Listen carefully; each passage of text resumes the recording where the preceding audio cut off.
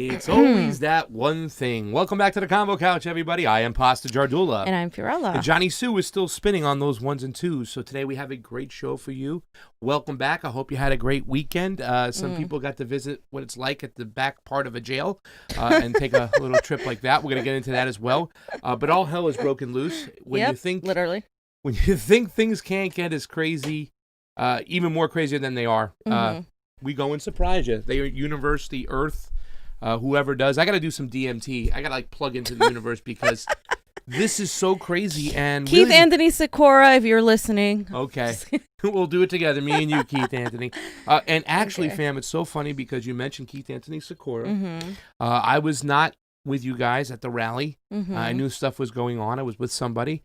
And all of a sudden, I see my phone ring, and Keith Anthony Sikora's phone rings. And I knew immediately, fam. I was like, oh, shit. Something went down with the fam. And sure enough, boom. Lay it out, fam. So Johnny and I we've been going out 3 nights in a row, basically. After Wednesday, then we went out again. And then Saturday, there was, these protests just started happening, but the one on Saturday was scheduled. It was a protest at noon in West Hollywood. Then there was another one in East LA. But we went to East LA and then we went to check out the West Hollywood one because we got word that from Keith's live stream that all these things were happening with the police. And we were like, okay, let's go get some footage and see what's going on. So we head over there and it was like 4 o'clock. It was like after it had started. And, they were like Crescent Heights, that area where it's by the Grove. Kind of close to West Hollywood. It's on the border of LA and West Hollywood. Yeah, but where we were was by Fairfax and the CBS station. So we got there, we found parking, we parked on the street thinking, okay, great, we'll just follow because the people were marching. So we were like, okay. So we just started filming. And then we saw, of course, the formation of the law enforcement, and they were all there with their whole riot gear, right? And the protesters were holding signs. And we just started filming, and the right away you could see the protesters were like, "Hey, hands up, don't shoot." They were citing that over and over again. Then at some point they knelt, and all of this was on Facebook live stream. Johnny was also live streaming somewhere. I forget where you were live streaming, but Twitter. He was on Twitter, and Eva was taking pictures, and so we were just noticing how the police were coming around the sides and starting to shoot at people. And there was one girl, and she was, of course, a black young girl. Her car was parked by this store, because West Hollywood has a lot of, like, retail. It was parked by the store, and she tried to go to her car, and they stopped her, and they put her on the ground, and they arrested her. And that was all on video as well. And they broke her window, and, they took her away. And I was, like, yelling, why are you arresting her? What did she do? She wasn't doing anything, da-da-da. And so then they kept coming forward. And we kept going back because the guy who was leading this was actually telling people, hey, when they move forward, you move back. So everybody was following directions. There were a few people yelling at the cops saying, why the fuck do you kill us? La, la, la, la, like all these things. Same thing that happened on the other one. Yeah, but that's it. They weren't like, and then one girl was like kind of freaking out, yelling at them because they started smiling. And she took it as like, why are you smiling? We were just observing. We were completely filming the whole thing. And at some points in the video, you'll see like they started shooting. So everybody was running. I had to run because I didn't want to get hit. And rubber bullets? Rubber bullets, of course. But there was a girl that got hit in the chest and she was on the side. Oh, geez. And I got that here. He got that there. Let's see that. So let's watch this real quick.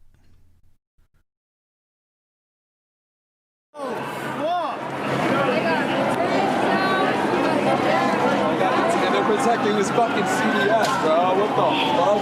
They're not even protecting anybody, dude. They're fucking protecting CBS. What the fuck? Stop throwing shit. Who was throwing stuff there? That's the police. And on the other side, Tina was on the other side, which is where there were burning cars and stuff. So they were just trying to get rid of us at that point. See, we need those goggles. Dude, oh my God. And that's not the worst I saw. I saw a guy was like walking around with like blood on his hands. It was pretty bad, and they were shooting at like a lot of little girls. Like I'm talking about little girls, like really young, really small. Did they do anything to antagonize the shooting? No, not that I saw. Did you see? I did not see any antagonizing where we were. Don't give them a reason. Don't give them a reason. Who's that saying? Don't give them a reason. That's one of the people. The organizers? Yeah. Same thing as before. That was the guy, Johnny, that was calling like I don't know. I don't even know who that guy was. It was like a white dude. He was. No, there was the black dude was. But there was the one also a telling black dude. Everybody to back off too. Yes. They were trying to keep everything peaceful. Tangent, yeah. And you can see that they have either that sheriffs or a fucking army with like legit assault rifles So out. Tina Where's said the girl those getting look like dropped? assault rifles, but they're not. She said they're still rubber bullets. So I don't know if I'm not an It's expert. about to happen here. Right here? So if Like anybody right can confirm here, that. they start shooting. Right there, yeah. Because she Ooh, was saying. so there's a shot just fired. Yeah. For what reason? What provoked that shot? And then people Oh, started Jesus running. Christ, no. She got hit?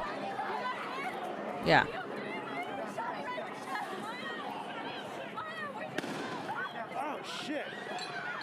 A little piece of rubber bullet hit me there.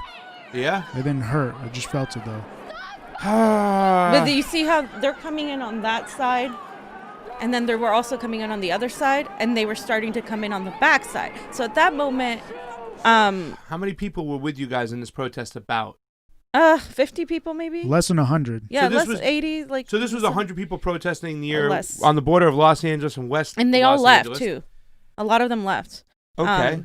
Because so there was multiple things going on. There was that street, and there was the street where Tina was on, where you back further you could see a car, because that's where we were headed. We were actually on our way to the other side, and there was, you could see burning, like you could see smoke. Something had been burning. So the cops were actually the situation at hand on the other side of the street was much worse.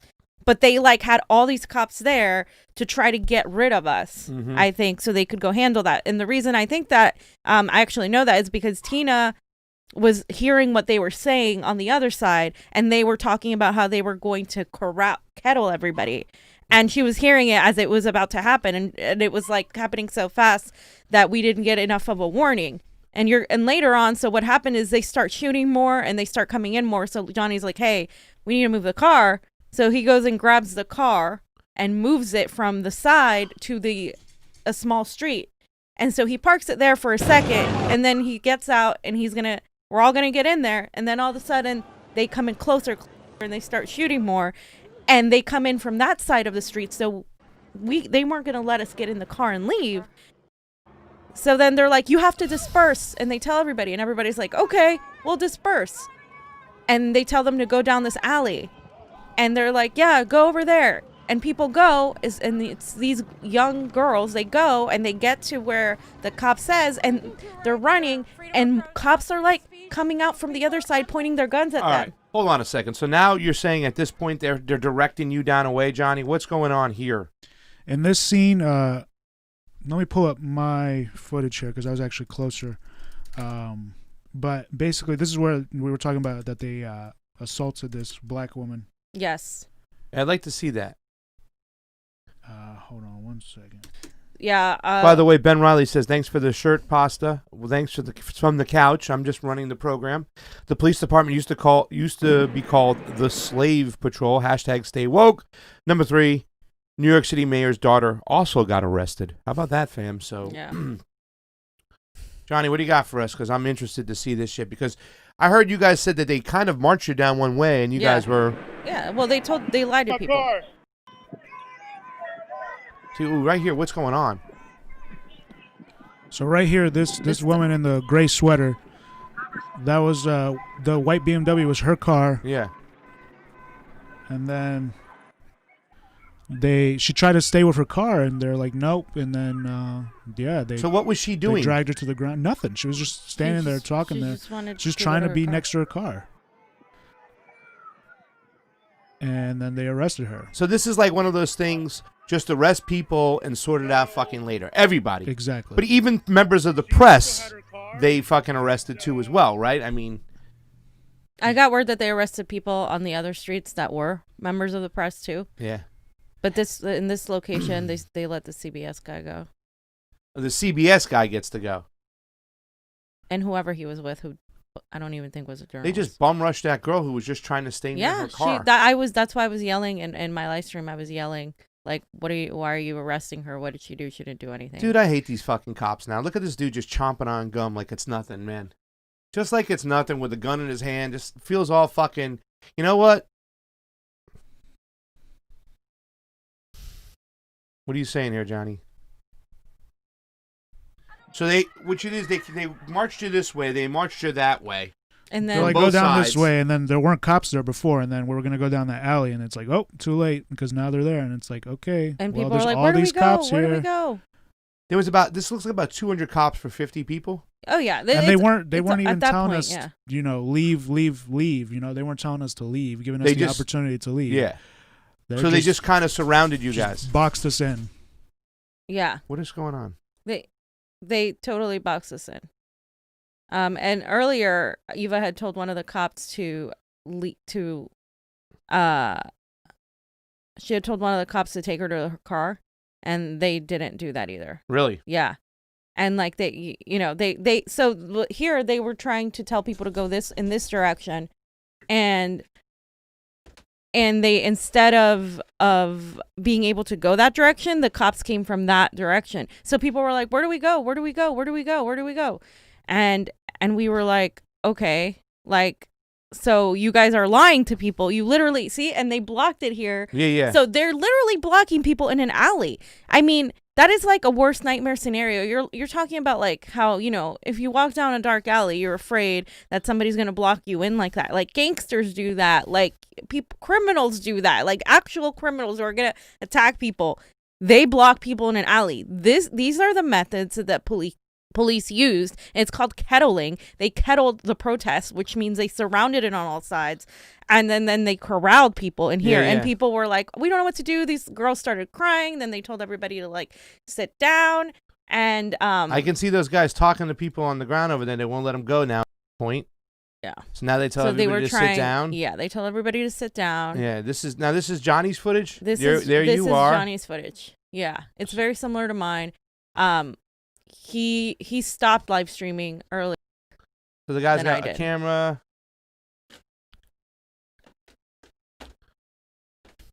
He's got the camera. There he is. And then Johnny, you There's put your Johnny camera down. stopped. Oh wait, on your footage. Can we catch them letting those guys go? Right, maybe we can right here.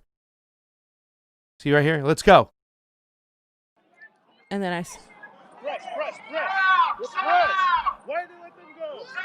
They're members of the press. So they let those press members go, but they kept you guys behind. You had your press badge on, right, John? Yeah.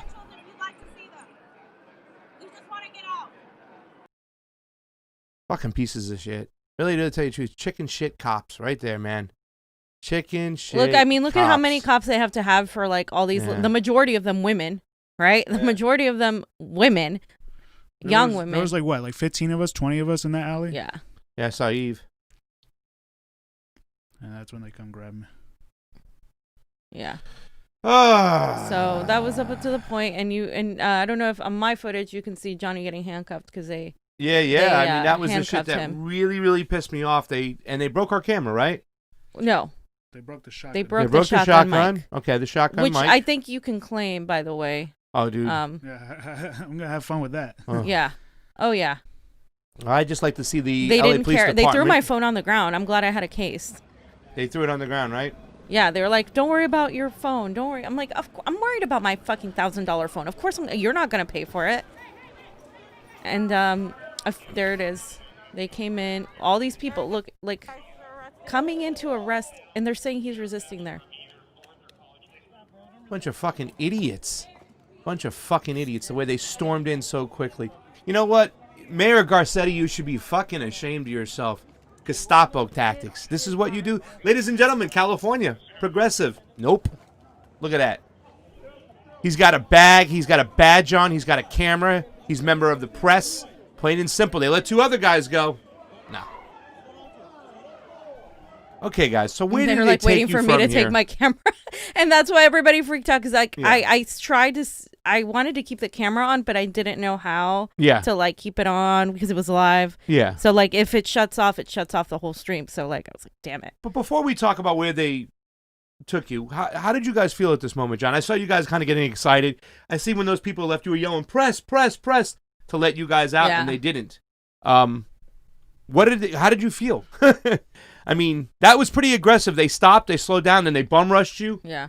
I mean, that had to be somewhat scary. It was scary for me. It was a little scary. I mean, it was whatever. I mean, I knew it was going to happen. I just didn't know they were going to put the zip ties really fucking tight. Like they fucked up on the zip ties for us like, because they really they thought he was resisting. They when thought he I was wasn't. resisting. They said I was resisting. I'm like, I'm not resisting. Like, I'm putting my arms behind my back. Like, I'm not resisting. Just because you can't like freaking tie a zip tie doesn't mean the guy's resisting. And I really angry, but honestly, like I really toned it down a bit because Johnny and Eva were there. Yeah. But if I'd been by myself, I probably would have mouthed off more. Because that's usually what I do to cops. Like I yell at them and like I can't stand them and I get really snappy. And I was just really pissed off that they didn't care we were press.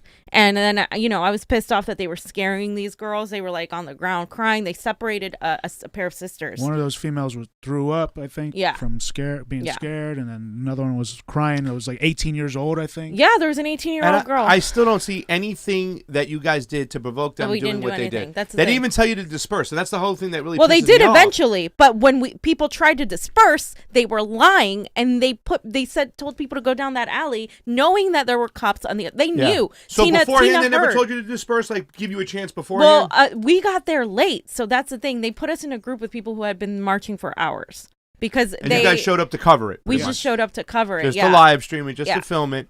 Yeah. Okay, so where did they take you guys? So they took us to the it was a station on Wilcox and Venice Boulevard. Yeah, I believe it was that station, and they took us Wilshire. to the Wilshire. Sorry. Okay. Wilshire, whatever.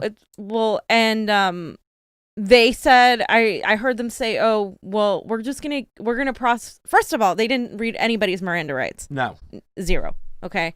And then they put us in the paddy wagon, and there was a guy in the paddy wagon who had been there for 3 hours because they've been waiting to fill it up. It was a van, right? And there was 4 seats on each side of the back of the van. So there was 4 protesters there, not ventilated, no windows, completely like a cracked dark, little window. Already sitting in there. And there was a guy. He was sitting there for 3 hours. He said he'd been sitting there, tied up, zip tied for 3 hours. Yep. Now let me tell you guys, the way they zip tied mostly everybody else I saw was normal. It was like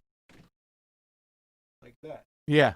Mine were was backwards. Was like this. Yes. Because of how tight it was. Like, yes. It was that tight. Yeah. Okay. Same for me. Like it was really tight. And then so they took us to the back station and we were asking this guy like, oh, he said he was there for 3 hours, no water, nothing. Middle of coronavirus. Pandemic, apparently. They don't care. Okay. Well, you shouldn't have been out there in the pandemic. That's what I and they were rude, by the way. The people that had me, I had 2 officers on me, first of all. 2 officers on me. I'm not a very big person, so it was hilarious. And the girl that was on me was really mean, and she was actually smaller than me, and I wanted to punch her in the face. But I did it, and I said, I kept telling the officer, like, hey, like, we're together. Can you try to put us together? Because I saw they were separating people. They separated a pair of sisters, and they couldn't find each other later on. So the officer was like, "Oh, not tonight, you are," and laughed about it. And so this attitude that they have, that haha, you're criminals, we're gonna treat you, we're gonna teach you a lesson. Yeah. You did this wrong, even and they were even doing this to the scaring the white people. Yeah. Oh, by the way, when they were dumping us off into the guy who took us on the wagon, the guy who was taking people on asked the officer who had me like, so why are we citing her for? Why are we what's the arrest for? Everything. Yeah, that. Oh, okay. That. Okay. Yeah. I'm like, really? And I started laughing. You don't even know why you're taking me in. This is a fucking joke. And it was ridiculous. They made something up. By the way, Carrie Mark says, and thank you for the super chat contribution. You are heroes, and we love you. I think it was either Carrie Mark or Karen M. I was emailing with people. Rocky Bellinger was very concerned. That Jimmy Dore called me up. They announced it. People were saying they were watching your live stream. Everybody was very, very concerned, but they were very happy to know when you guys got out safely and that they didn't hold you guys overnight. Well, because that's what I started doing. I started shitting my brains. But I can't have my fam like sitting in fucking jail overnight. Well, that's what would have happened. But that's what happened to other people. It's what happened to other people. Supposedly, they were out of space. And they couldn't put us anywhere, so they just gave us citation. So but they I'm took thinking us to the back of Wilshire Station. Yeah. Okay. Sat us down on picnic tables. That it looks like they sit people down there usually, or maybe the cops have lunch there. Yeah. I'm not sure. Yeah. But they sat us down, gave us citations, and wouldn't cut off our thing until the citation was written. Yeah, and we signed. So I was the first one to get sat down, and I was the last one to leave. Yeah. I was also the darkest person there that got arrested. So I don't know if that means anything, but that's just what happened. Fucking pieces of shit. Well, that's the whole thing too. Anytime that police can fucking punk anybody, it's just terrible. Yeah, and Poopy Geek says amazing reporting. Thank you guys too as well. I just want to put that out there. If you had any sort of drugs and stuff, I heard from other people they were trying to even marijuana. They were. That's what I was nervous about. I'm like, what if Johnny had a joint in his bag or Fiorella had some whatever? It's just so fucked up. Not. And I started thinking, I started speaking with, I was calling all your friends. Zach's like, I'm going down there. I'm like, guys, just hold still. Let's just find out what's going on. Gabriel Ramirez fam was making phone calls.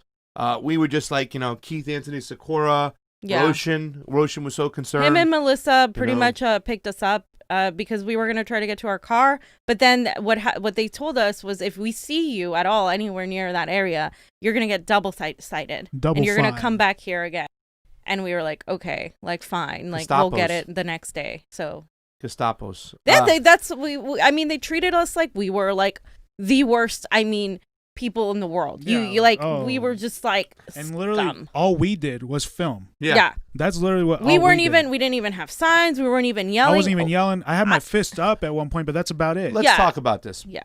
When you guys kept saying you were press and when you spoke to them later and you say, listen, we're part of the press. You had your business card? Yeah, well, he went up and checked with Johnny, and the guy said that wasn't good enough. Yeah, when we got zip tied, they picked us up, put us up against walls, and then you couldn't turn around. He was, searched us. Fee said that the female cop groped her. She groped me in a way very in right here underneath. She really groped me. I'm not even exaggerating. It was they're very rough about it. They think they can do that because they're like, haha. It's no, dude, this is not what should happen. What did they say to you, John, then when you said, this is my press badge? Did you tell them I have a business card? He said, well, that's some bullshit. Anybody could come up with that or something. Could you say I have I'm like, well, if I got into the California Democratic Convention, there's a whole process to that. He's like, I know there's a whole process and everything. And then he pulled out all the items in my bag, saw that the mic was broken, was like, that was broken before we got you. I'm like, no, it wasn't. So our equipment was broken. Did he see all the cameras? He looked through your bag. Yeah. So he saw the HD fucking camera. He saw the new camera. He saw the shotgun. The handy cam. He saw the shotgun. Okay, so now you see what I'm saying, ladies and gentlemen? This is fucking Gestapo tactics. That's enough right there to show you a business card, a convention pass to the Democratic Convention saying press. We're press. And then our business card, yeah. And our business card. He could have easily looked it up in 2 seconds, but they didn't want to. He says you need an official LAPD fucking... Fuck off. You need an official, you're an asshole. You need to be approved by the Gestapo police in order to film. I'm sorry. No, actually, the First Amendment overrides that. So sorry. And so this is why when we got out, there was the, the National... Lawyers Guild. NLG. And they were really helpful, and the Black Lives Matter protesters were right outside too. They were giving everybody hugs, and they were out there making sure we had water, food. Then Melissa and Keith showed up. I just want to point out, the grassroots was there to help people out. Can I praise the Black Lives Matter? I haven't always believed in the organization. I've always believed in the message. I understand that, but I haven't always believed in that organization. But the way they've conducted themselves beautifully, honestly, and I am so for them. The leaders here, what they did in LA, we witnessed it. They didn't want any violence. All they wanted to do one day was stop traffic. All the other day they wanted to do was march in the streets and just, show solidarity. They've been uber out there saying don't cause any violence, don't give them any reasons. They have done a great job, and I commend them for that. Really, to tell you the truth. If anybody's trying to spin this like Black Lives Matter is the one to blame, that they're the one causing violence, I haven't seen it. And we've been to multiple rallies, and let me tell you something, fam. Great. They've been awesome. Their message has been awesome. They might have been angry, they've been mad, but they've made sure people stay in line. They make sure. Remember when we were going up to the cops when they blocked the road the first time? They're like, go this way. Go this way. Everybody, go this way. Don't stay here. Don't antagonize. Don't incite them. Don't give them a reason to do. Yeah. And even with all of that, you saw how the mainstream media turned around and twisted it. Oh, these people are attacking the cops. Oh, poor cops. Da da da da da. They're surrounding the car. They're jumping on the hood. Yeah, when the CHP was 100 feet behind them and everybody jumped over the rail, all they had to do was stop. Yep. We keep talking this in New York. I think it was on the Jimmy Dore show. They tried to push through. It was crazy. The same thing. There were just more people. Yes. Like, he did it a little bit more viciously. And more viciously. He did it more in New York. But still in L.A., he kept on pushing and people were like, stop. They were jumping on the hood, telling the cop car to stop. And that was the only time a cop car tried to push through. Like I said, in that particular situation. In this particular case, Los Angeles Police Department acted like a bunch of fucking Gestapos. The other night, the first one, they were pretty well behaved until CHP got involved. But that's the thing. Wow. Yeah, they were good. And then, honestly, the first day, which was Saturday, that was a day where it was like more people. I think the police were fucking They weren't directing anyone. It wasn't like how it was on Wednesday? They were intending, and they were grabbing their weapons too. They were ready to they were shooting at people. Every other officer had a gun, a rubber bullet gun. Yeah. No, I saw that. The one guy just chomping on some gum with fucking a rubber bullet, just firing off rubber bullets. Like, go fuck yourself. And so, Gestapos. At the same time, when all of this was happening with us, Tina had gotten her car shot in. Yes. And her windows broken, and she had gotten tear gassed, and she was also helped by the Black Lives Matter people who gave magnesium milk. What is it? The milk of magnesia. Yeah. You put it over your face when you get shot because it's like milk. Yeah. And so they helped her out, and when she asked, who the hell's gonna pay for this, they were like, the city. They don't care about destroying your property. That's why I was freaking out about my phone. It's like, I'm sorry, I'm not gonna pay for another phone. I can't afford it. It's like my phone's like everything. I do everything for my phone. It was bullshit. It was bullshit. They let some other people go, but they don't let you go. Oh, corporate media gets to go, but you don't get to go. Yep. Thank you, Sarah Kazmarek. Like Kaczmarek. She gave us a nice fist bump sticker because they're very proud of your work you guys did out there. Was there ever a concern about the COVID panic when you were out there? It says Angry Cat for the Super Chat contribution. So I didn't, half the time I wore a mask. Sometimes I didn't. Personally, for me, I feel like I would have had it already if I had it, but I just wear it for, because it's actually required in LA to wear a mask. Actually, you can't go certain places if you don't wear a mask. So I was wearing a mask most of the time, but like when we were in the little paddy wagon, I was like, what the hell? Like, there's no protection here. We're all closed together. They don't care. They didn't mention anything about COVID. You shouldn't have gone out during the pandemic. And we couldn't breathe with the mask on, so I had to use my mouth to get Johnny's off because he couldn't breathe, and Eva had to tell the cop to get her mask off because she couldn't breathe. Yeah, I can imagine. That. I would have been choking like a fat bastard. So mine just fell off, and then they were like, "Where's your mask?" I'm like, "It's right here. Like I can't breathe." You fucking idiots. Dennis Resendez said, "Thanks for being out in the streets and getting the real story, fam. A lot of people really appreciate it. You guys got out there." Jameson Doan Pasta and Fee EM'd you a vid of the SE police. Please take a look. What does SE stand for, Jameson Doan? Yes, what city? SE. And I just want to make clear that I think the zip ties are worse than handcuffs. I've been in both. Yeah. And there's wiggle room with the cuffs. There's wiggle room with the cuffs. The zip ties, they cut into you. Not only did they cut into it, when they cut it out, they have to dig the scissors into your skin. Yeah, I know. So when they cut it out of mine, it hurt more. It hurt way. Because they're a bunch of fucking piece of shit assholes who were laughing and joking. And they were telling me you're making it look like I'm hurting you. When they were taking it off, so I won't take it off then. Okay. Yeah, like Okay, what? piece Yeah. of shit. Carrie Mark says, thank you for the super chat contribution. The COVID cured the flu, and the riots cured the COVID virus. Carrie Mark, well Carrie said. Mark, if we get coronavirus, I'm suing the cops. So Let's talk about this now too as well. So the next day, the aftermath, we saw a lot of citizens help clean up local businesses because a lot of people say, "What's the sense of having protests when you're gonna just destroy your local community?" And in the pictures, we'll show some of the buildings that got sprayed. But the next day, we had some people out there. Yeah, and people were out there cleaning it. But also, let's point out a couple things here. I know where you're going on this one. Well, a lot of the people that are destroying things aren't even affiliated with I think the majority of them aren't even affiliated with Black Lives Matter. We don't know who's destroying things in other videos in other states. We've seen people with their InfoWars hat destroying things. We've seen white supremacists. We've also seen police officers undercover start destroying things. I have a segment or a video there of a police destroying their own car. And then we don't really know. The majority of the protesters are peaceful, but all you're going to see from the mainstream media is looting, looting, looting, looting. Now, looting, what are we looting? Oh, Target? What are people getting? People aren't getting TVs, you guys. People are getting food, clothes, soap. And I'm sorry if I'm not upset that in LA, and I spoke to Graham about this when we were doing it live yesterday, I don't care about Louis Vuitton getting looted. I'm so sorry. They pay their workers like $13 an hour, and Louis Vuitton is expensive as all hell.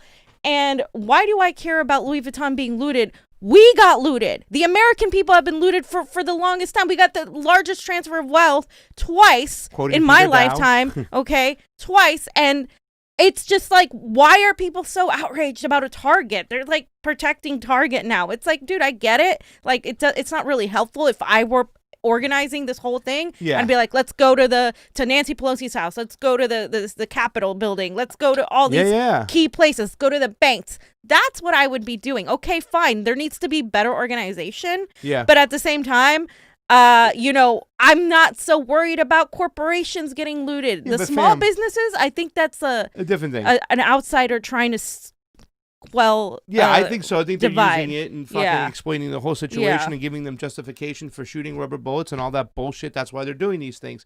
But, usually when it's a target that's raided, it's not part of the protest or the organizers whatsoever. No, it never is. It's just random people who are trying to take advantage of the situation. And I don't want to say take advantage of it because, hey, I'm going to take advantage to feed my hunger. You know what I'm saying? I saw a bunch of guys running out with granola bars and stuff like that, like to bring back to their family. They're also scared because of the state of the country. First of all, we experienced recession. Then we experienced the pandemic. Now we're experiencing this. People are scared. Yeah. The leaders aren't doing shit for them.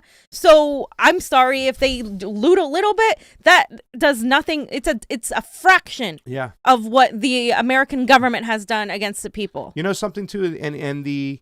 There's some of the people that I've jostled with in the past when they always just, the anti-Trump no matter what. But this is the reason why you don't like him. His attitude toward this whole fucking thing has been disgusting too as well.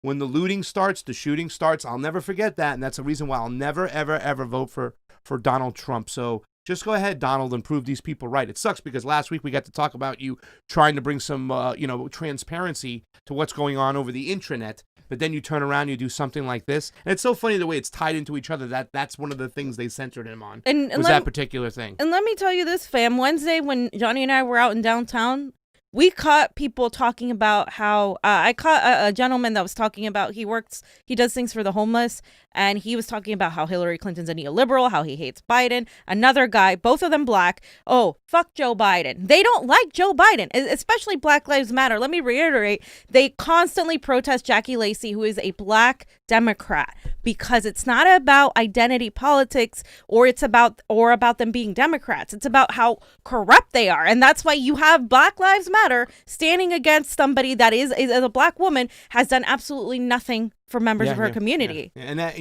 and like I said, it's a shame that they stand up sometimes, some of those people from Maxine Waters and Barack Obama.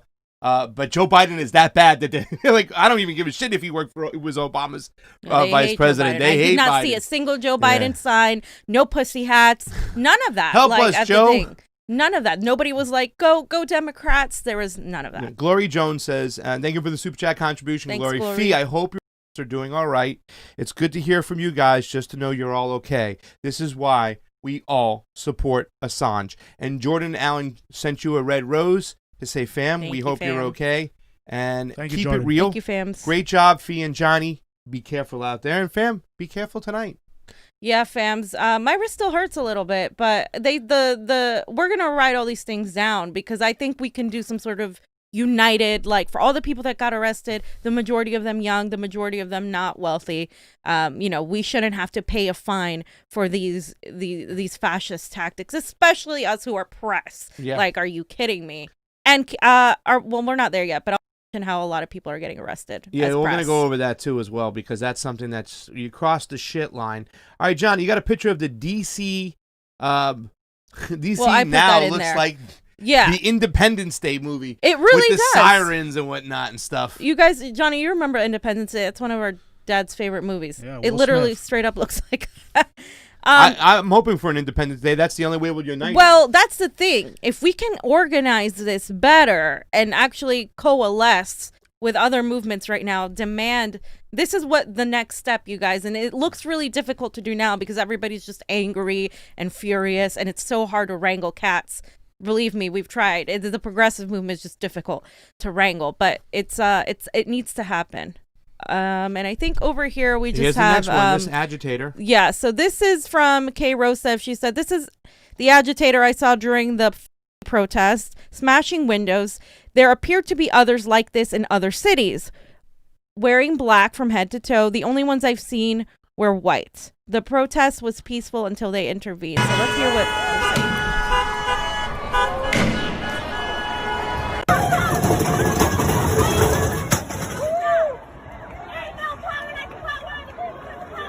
If we want to do that, let us do that. I'm with y'all. We're going to get blamed for it. Let them do it. It's their shit. They built it. I'm not even fucking white, bitch. So I have to point out what y'all just saw in my stories. There were people dressed in all black with black shades on, nothing to identify them, breaking stuff, vandalizing businesses, and then mixing back into the crowds of protesters once it was done. Identify them as you can. Be safe out here. Try not to associate with them. Try not to be near them, because as you start to hear smoke bombs and pepper spray stories over social media, it started because of what they were doing. Take pictures, take video of them when you can, because they are doing nothing but trying to cause a ruckus and then mixing themselves into the crowd. Yeah, so I just want to say that for a minute, because we've been kind of following that. We saw the other guy smashing the windows. The majority of the time things started, even with the skateboard kid, that was not even a person that was participating. That was just some white kid decided to throw the skateboard. But guess who is getting blamed? The Black Lives Matter people are getting blamed. The black people, when the mainstream media puts it, oh, thugs, especially on Fox News. Look at these thugs. Look at what they're doing. They're incentivizing that these are the Black Lives Matter people who are doing this. And that creates a more racial tension when that's not the case, when it's these people who are provoking. White as can be, too. Right? And, yeah. It's not like, they're going to blame Black Lives Matter now. It's almost like these guys are like paid agitators. We've seen these methods before. The CIA does this. They did this in all their single regime change wars. They bring in instigators. We even reported freaking the people from Ukraine, from the neo-Nazi party, going over to Hong Kong to fucking be part of the agitators to really cause shit, so they can blame it on. They wanted to blame it on those cops, because those cops were trying to be, they were Beijing kind of, had this kind of solidarity. Let's just keep it peaceful. Let's not agitate things. But they brought in the heavyweights to really stir shit up. And so there's a lot Same going tactic, on in these protests, and it's hard. And now Antifa's in the mix. And let me tell you, Antifa, whatever you think of them, they haven't killed anybody. Like in their organization, whatever, it's a very loose organization. They haven't killed anybody. They dress a certain way, but I don't even think these people are Antifa. I think these people are actual like outsiders, like trying to quell the racial divide, trying to do this, and the mainstream media just focuses in on that. I think they're anarchists. Yeah, of sorts. They might be. They might be just paid agitators. But I have seen there are other videos that show like some of these people are like have like InfoWars stuff on, like kind of like, you know, what was that website? Yeah, the website. What was that website during the Bernie campaign? They kind of infiltrated the Project Veritas. A lot of these, they might be some Project Veritas people. The tactics are very similar. They might be different kinds of people. Project Veritas is like a in all sorts of ways. So, But so you think they're Project some of them Veritas? are white supremacists for sure. Yeah, they have been caught being like MAGA people too. So there's like a mix Yeah. of people that we don't know, but it's not the overwhelming majority of the protesters. They're not going to attack small businesses. In fact, small businesses started putting, they'll leave like the small businesses owned by like, families. The protesters don't even associate with that, especially because a lot of these businesses are run by Black people and minorities and poor people, middle class people. They're not going to attack that. That's not in their radar to do that. Yeah. So who is doing this? We don't know. Outside agitators. It's crazy. It's definitely outside agitators. What I saw from, like I said, Black Lives Matter here in LA, great. So only in Florida, says Nico House, and this is what we're talking about. That's that Florida stuff. Oh, Florida's worse. Florida. The cops are Show terrible. that Florida stuff there, Johnny.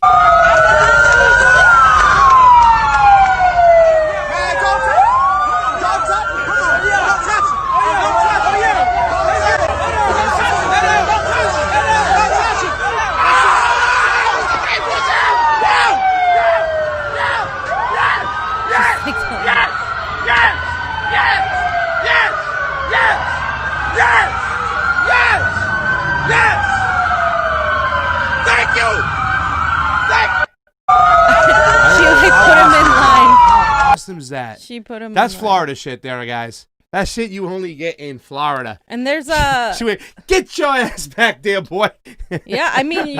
So this protester was kneeling, and then the cop pushed her, and then she went in there and grabbed his ass and said, "Get your ass out of here." Yeah, she scolded him in front of we his. need in more front of cops his to peers. do that. Yeah, that's what we need. Stupid ass. Because that cop tried to get violent with peaceful Yeah. protesters. Yeah. They're all peaceful. They're not doing shit. We also saw that the most they're doing is throwing Yeah. water bottles. Do you guys have that? If one you with that can't big- handle getting a water bottle thrown at you, don't be a cop. They're not. Seriously. They're not anything crazy violent. It's fucking bullshit. I didn't see anything like that until after the CHP did what they had to do. Johnny, do we have that? I'm sorry. Go ahead. Play this one here with Glory Jones. So Glory Jones's tweet. I just wanted to show this because it's peaceful protesters. Glory Jones is a young, wonderful woman, and so there are so many other people like her that have taken to the streets, and I just want to say the majority of them are peaceful. We need to show more of that.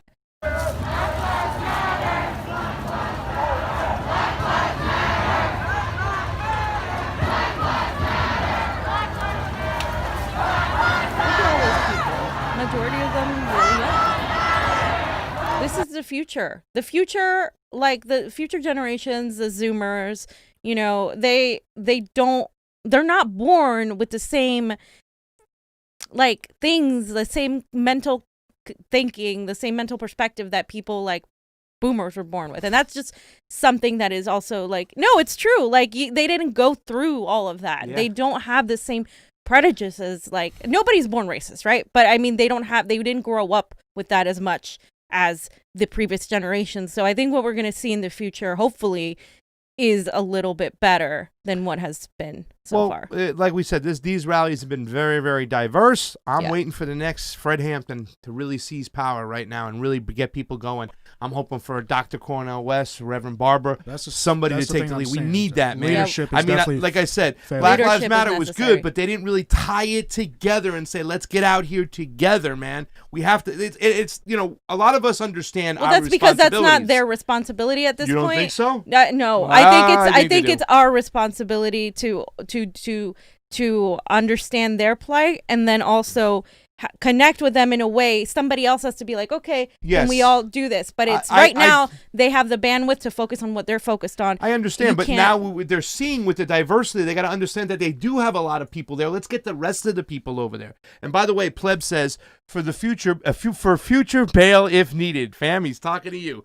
Great job out there so Thank far. you, fam. I appreciate it. So we got some more stuff. Glory Jones, great work yourself. Yeah, thank you, Glory. Let's go to your Contributor. fam's favorite state, New Jersey. What's up over there, fam? So this in New Jersey, the cops started walking This is the in shit. solidarity with the people. Now, people have mixed reactions about this. Let's just take a look for a second. This is awesome.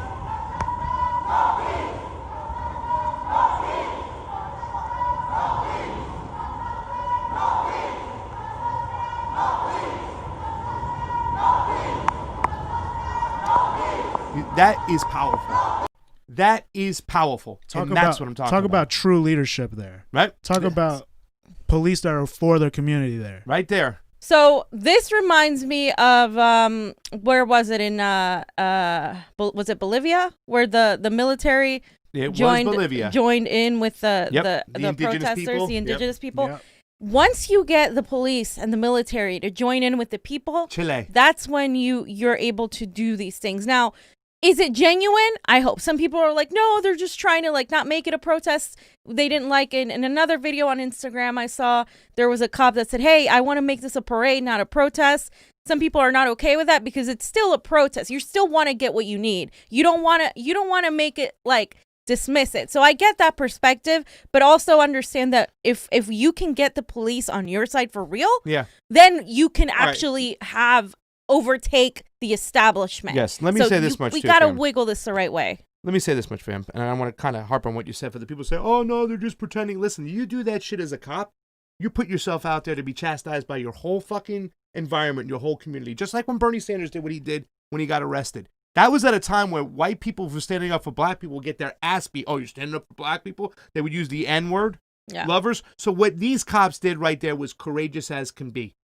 As courageous as can be. It's a good first step. It's a good first step. It's a great first step. I think that's something great that a lot of people, older people, who are sitting out there and saying, oh, you can't, the civil disobedience, we didn't do that shit.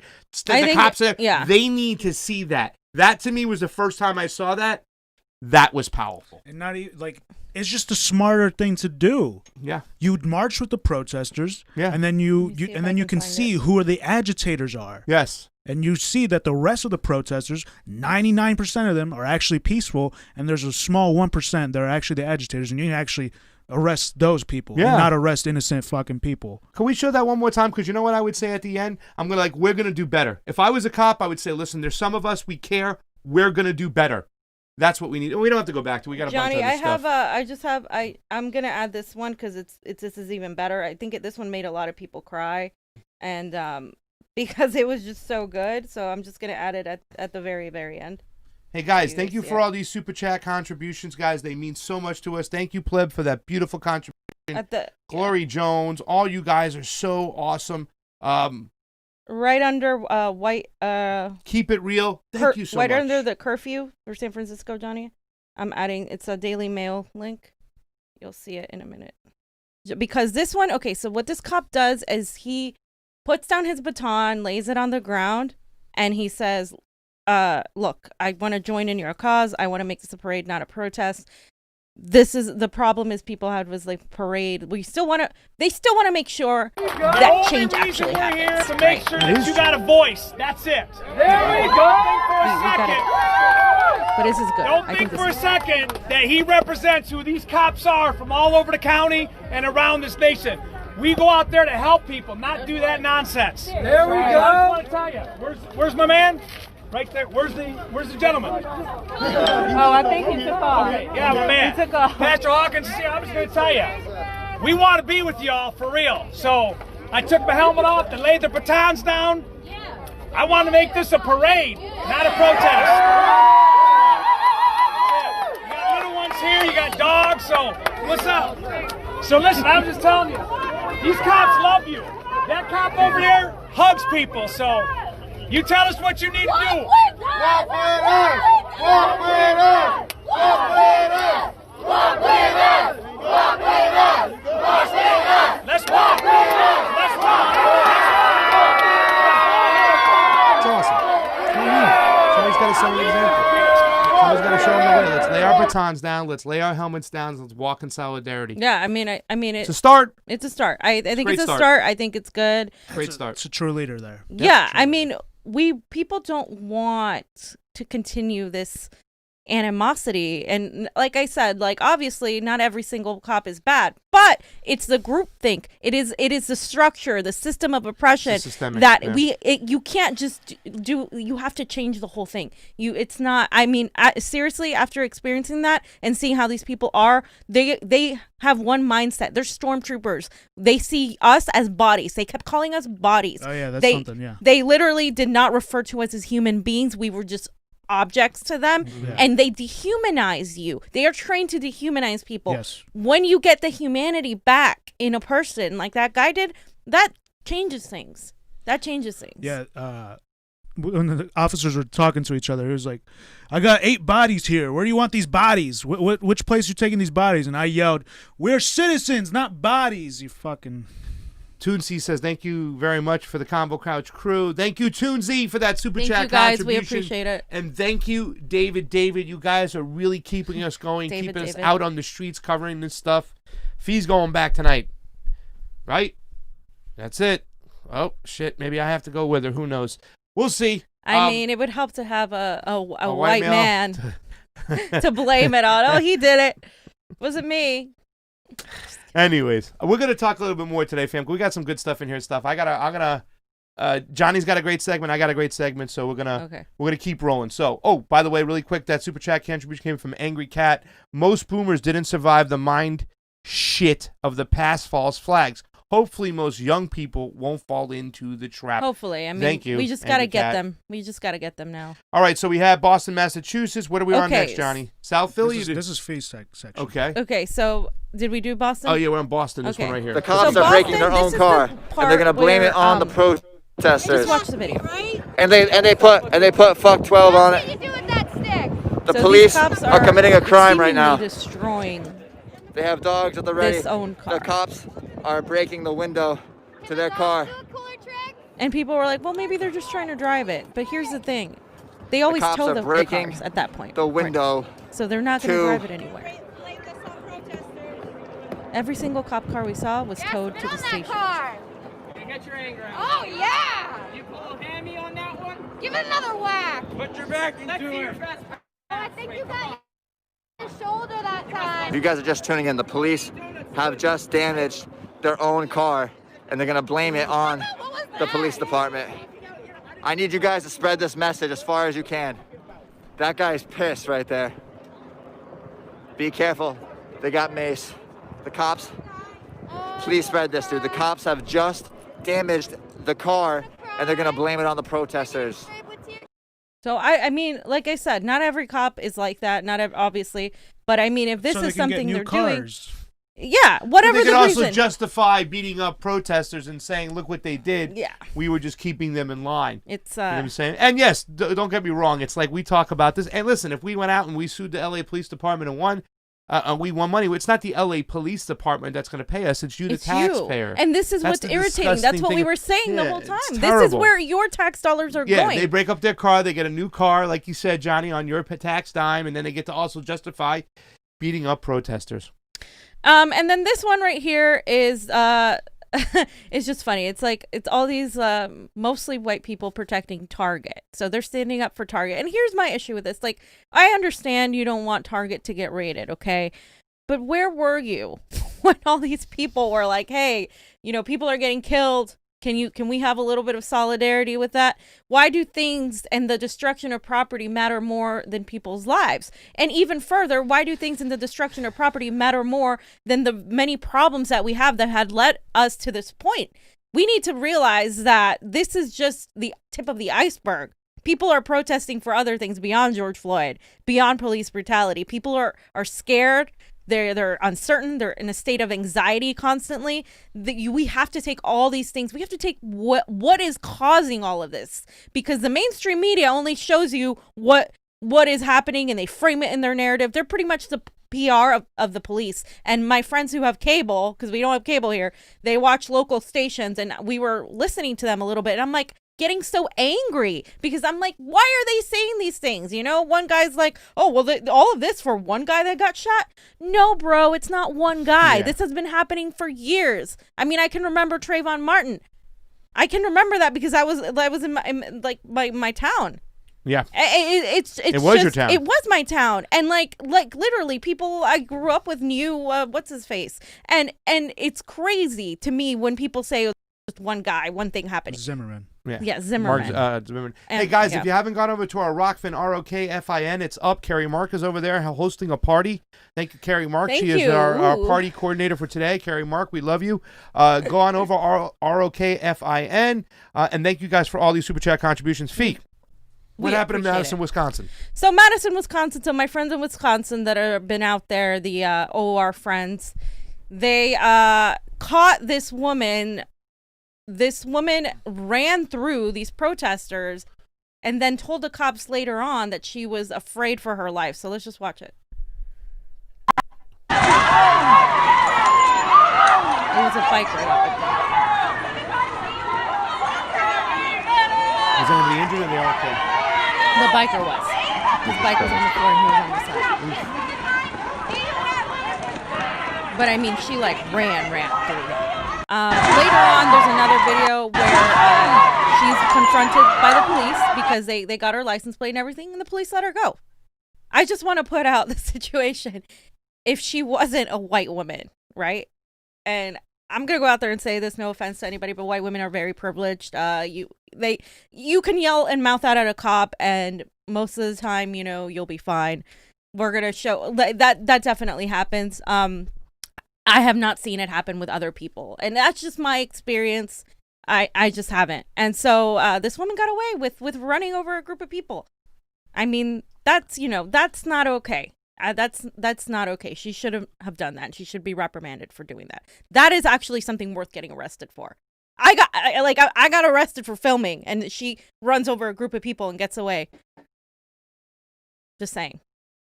I'm just saying, fam. Gotcha, fam. That there was a white woman who was kind of beat up and tackled in Fontana really pretty badly the other day. So it's not every single situation, but no, obviously there's obviously, but I mean the majority of the time, you can mouth off at a cop. I mean, I've seen it happen in action, and it's just they're definitely treated different, especially older women when they think like, oh, this older lady. Silly Rabbit Trickster for Kids says, that girl, thank you for the super chat contribution. Do we have the part of her talking to the police officer, or are we moving on to the Birmingham, Alabama? Yeah, just Alabama. Gotcha. And this is just what was happening in Alabama, right outside. What's going on? They took down the Confederate statue. Now, I don't really care about Confederate statues. I mean, I understand that it's a symbol of, the Confederacy was pro-slavery. So I don't really think we should have any memorabilia from there. I don't really know why that's some sort of pride. You can have pride in other things. I don't really understand the symbolic pride in things. I don't get it. Mm-hmm. So, but this is what was happening in Alabama. Now, Alabama, if you don't know, it's very southern state, very red state. So I'm sure there's going to be a lot of pushback for this because they've definitely defended the Confederate flag in great amounts. And this is just what's this in Michigan, fam? Grand Rapids. Whoa! Did somebody call Rocky Bellinger? Rocky, are you okay? Grand Rapids, shit going on. I haven't even checked in with Rocky. He's too busy watching up on us. So.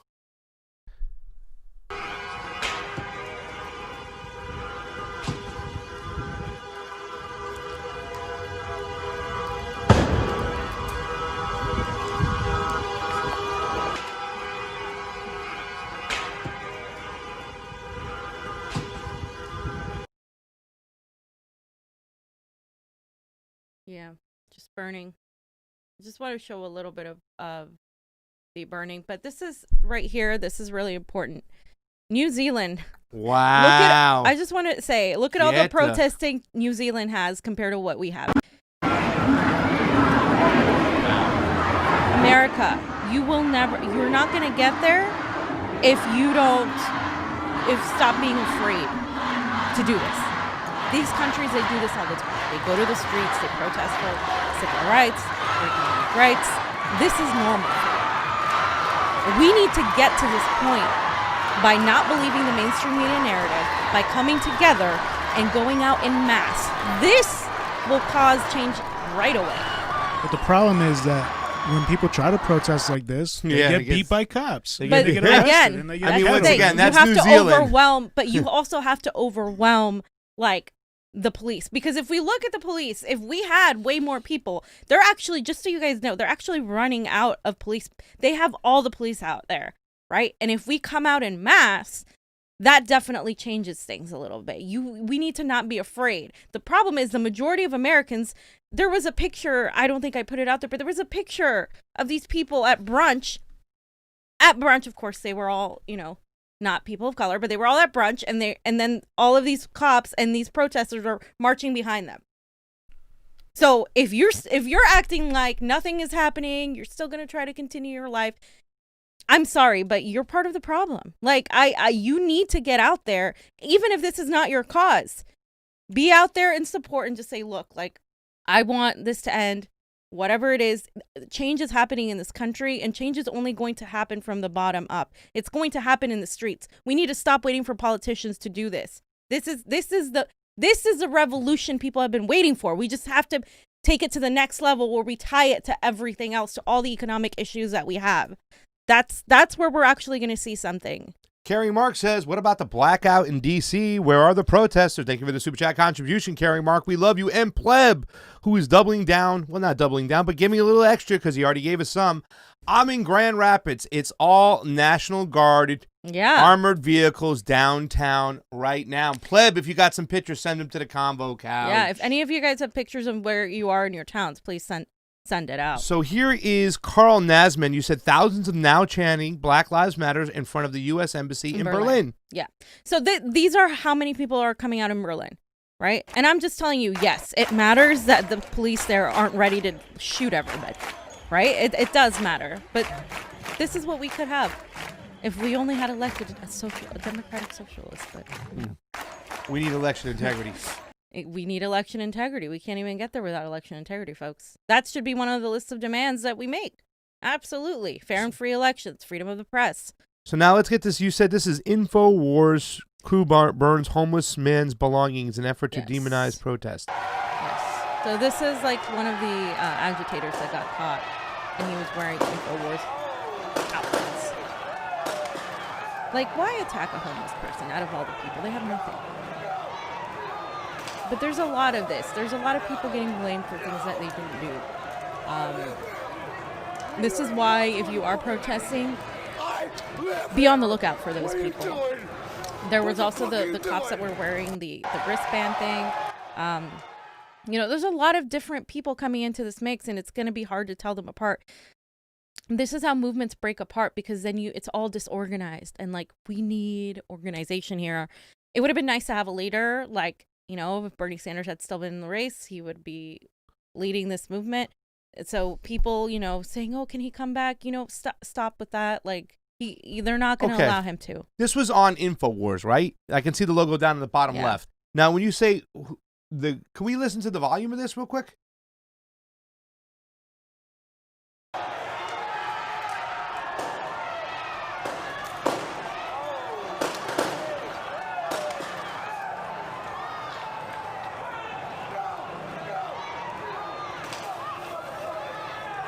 It was his cap that said InfoWars.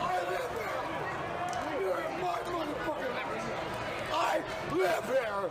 What are you doing? What the fuck are you doing? Oh,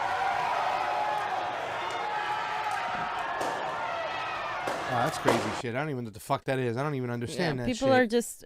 what the fuck are they trying to fucking do? I don't even understand these fucking assholes.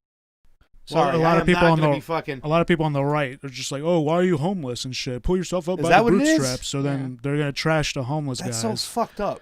That's so fucked up, man. I don't even understand what the fuck they're doing. So you can see the dude with the Info Warriors hat right there.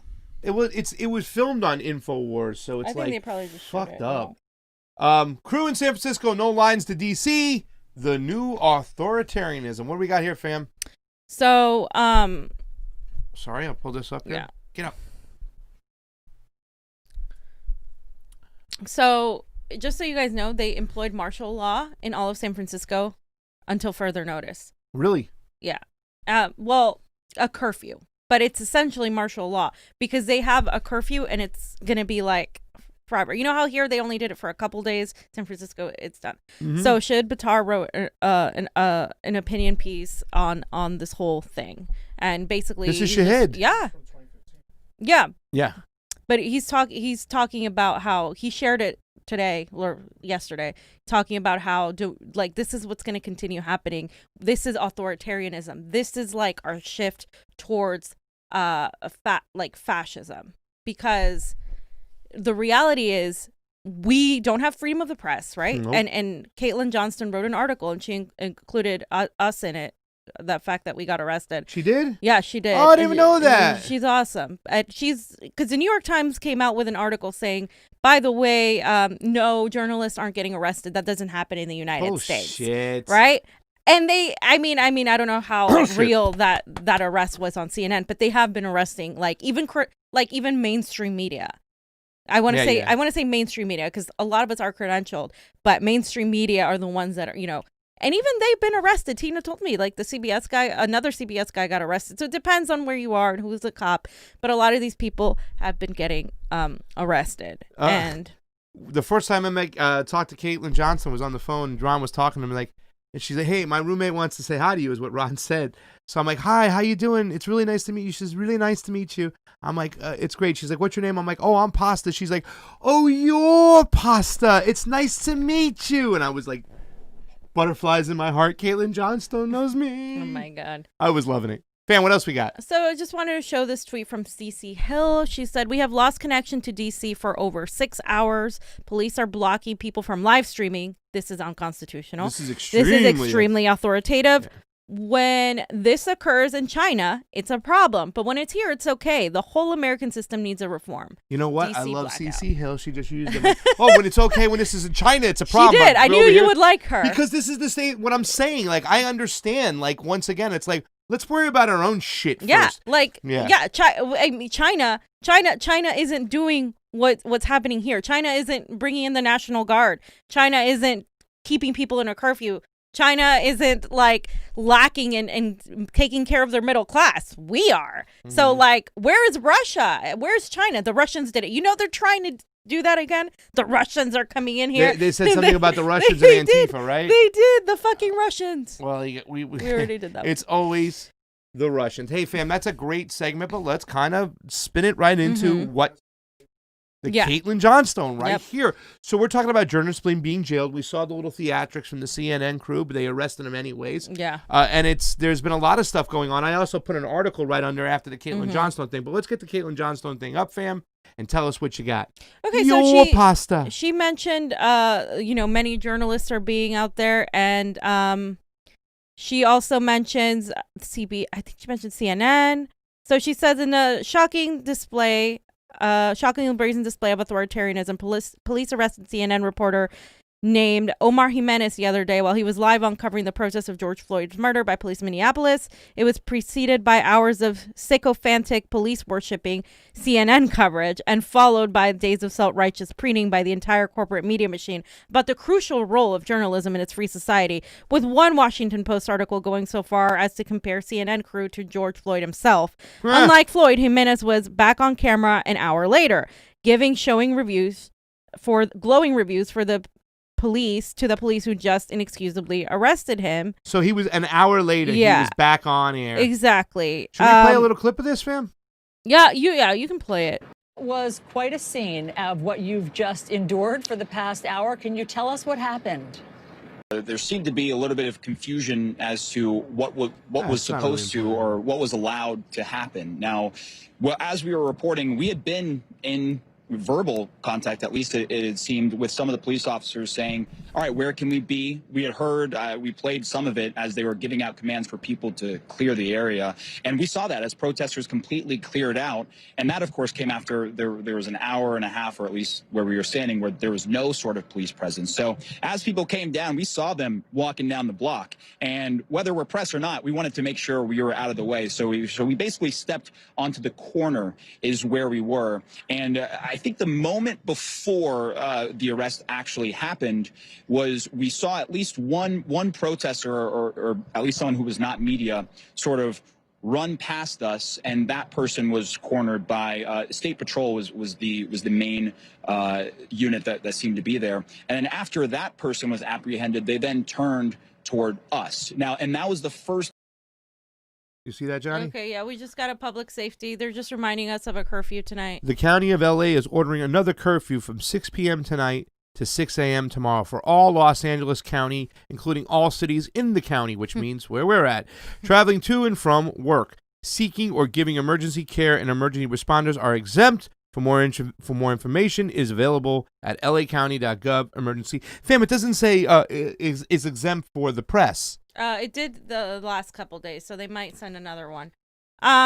I just want to say this guy, he's not really. That wouldn't be me after I got. That's definitely not me. Clearly, after I got arrested by the police. Hours later. And so this is what the New York Times said. It is common in authoritarian countries for journalists to be swept up in arrests during protests and riots, but rare in the United States, where news gathering is protected by the First Amendment. This is the articles Michael Grinbaum and Mark Santors.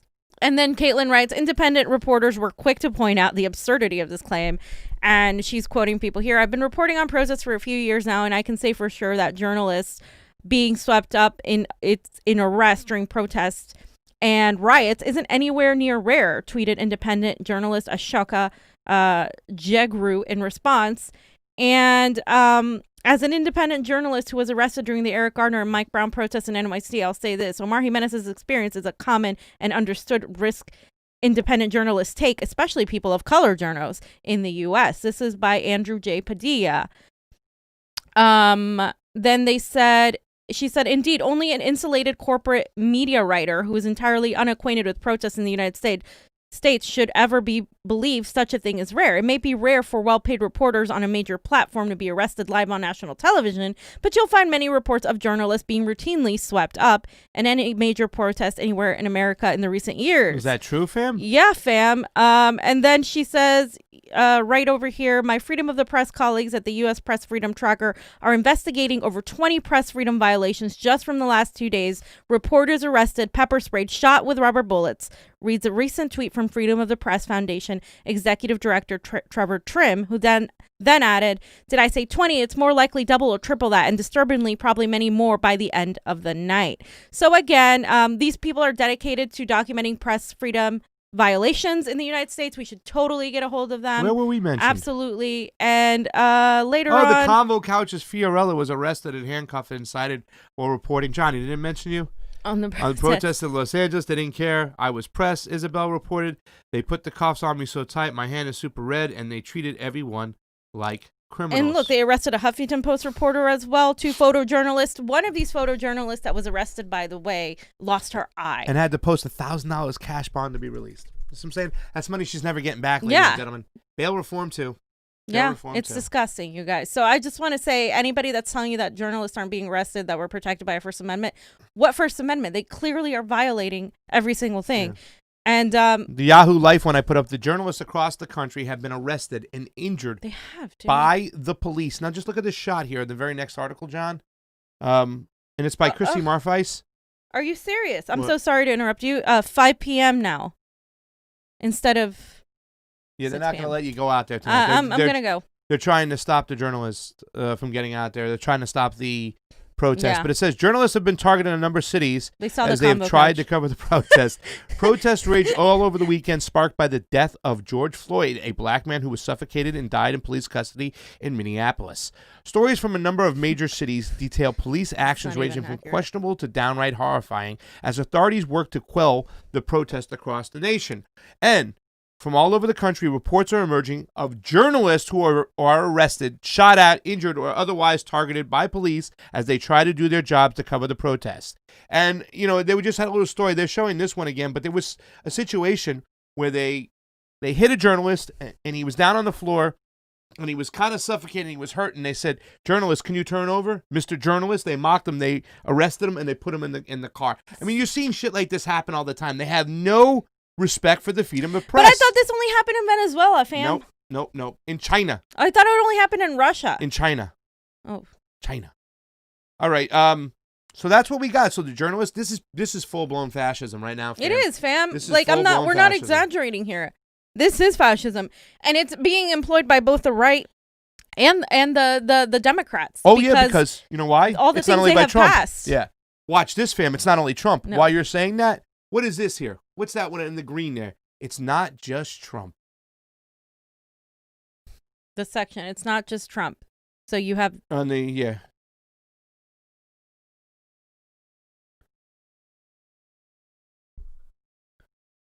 Obama persecuted more journalists than all presidents combined. So we said this fam, before. How is that possible? The table. Oh, you know what?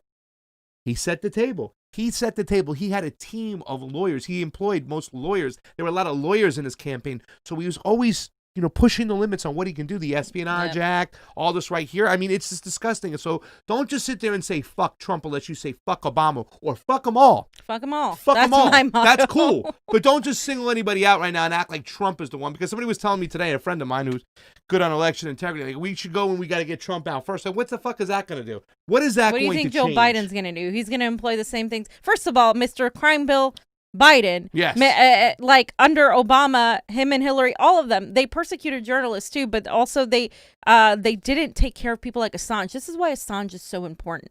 This is why, because the moment they went after him, that meant they could go after all of us. That's it. If you needed any reason to understand why Assange is important, this is why. And here we have him, Biden, Mr. Biden himself. Biden what are you himself. saying, fam? Biden, you know the thing. You're a lying dog face. And the idea that instead of standing there and teaching a cop when there's an unarmed person coming at him with a knife or something to shoot him in the leg instead of in the heart is a very different thing. There's a lot of different things. Compromise, man. Okay. Yeah, let's you take lose your a knee leg. out. Let's Use your give eyeball. you a limp. It's okay. There's a good compromise, Johnny. Shoot him in the dick. See what happens. Put him down right there. Ruin by his the sex way, life. Joe Asshole. Biden, Mr. Crime Bill, they built these things. But without the crime bill, all of these things, these systems of oppression, they set it up for Donald Trump. Exactly. All of these Democrats, they set it up for Donald Trump to come in. And Bush. Because I'm seeing Bush being propped up. Obama, Bush being propped up. They literally set Donald Trump up for success when it comes to fascism. Yep. Because it was all there for him to use at his own will. And that's that's happening here. You blame Trump. Trump is just a branch of the whole root of the problem. Well, fam, it's different. You can't be orange and do the things that the other people done. He's orange. He should be out of it.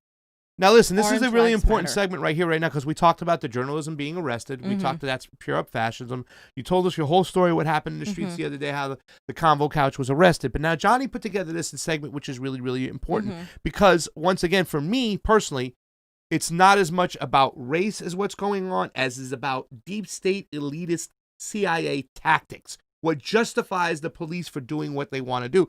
I believe, of course, there's a systemic racial issue, but I've always believed that the police are the strong arm of the elites trying to run things.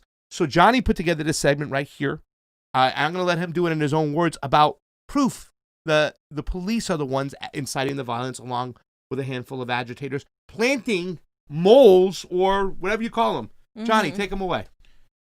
Right. So, well, I don't know if it's CIA or whatever. I'm saying the tactics. I'm not blaming the CIA. It's the tactics they would use in regime change. They would plant people as agitators. I'm not saying the CIA Well, is they doing did that it. in Occupy, too. Yes, exactly. That's another thing. They plant moles in there to get away with their justification of their strong-arm tactics by saying it was the protesters who incited the violence. We were responding. So please go ahead. All right, so we're going to run through these. I have a bunch of clips, so we're going to run through these. Okay. So I'm going to start off with this one.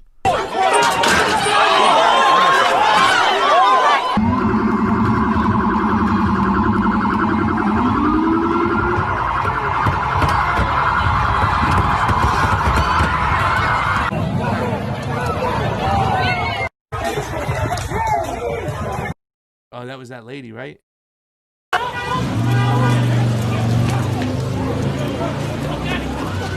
Leave him alone! No, what the fuck? Leave him alone! Get the fuck out of here! Get the fuck out of here! But she's walking away.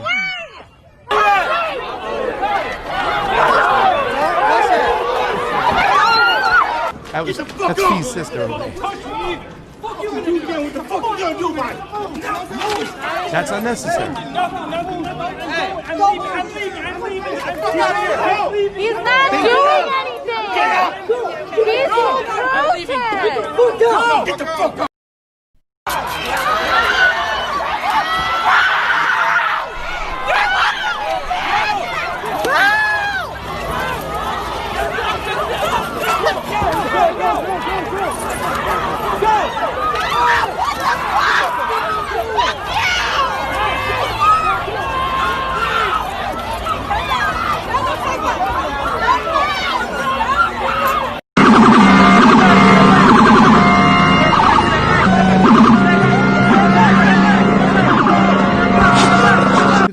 his mask and shoot him in the face? Yep. What a fucking punk ass move. We showed this earlier, but yeah. Let's see. Okay. So, this one I saw this. They just rolled up, Johnny. What's going on over here? So here's supplies that people put for the protesters, to wash their faces from tear gas and stuff like that. And this is police that rolled up in Louisville. And these are cops right here destroying everything. You're gonna take the materials of us trying to peacefully protest. You are aggressive. And the police are taking. You are aggressive.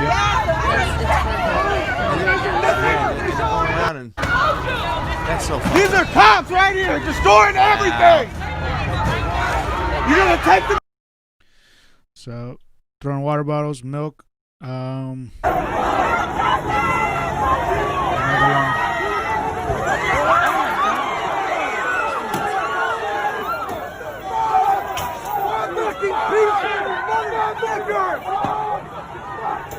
want to incite more violence against law enforcement, that's how you do it. Run them over. Run people over. Warning, this baby didn't deserve this. No child does. No excuse. Yes. I hate to show her little face, but y'all gonna know how real this is. The police really maced the kid. Washington. Please stay safe and protect the children. Well, her parents should have been out there. Her parents should go to jail. Give her some space. They shouldn't have mazed her. Period. You don't maze a child.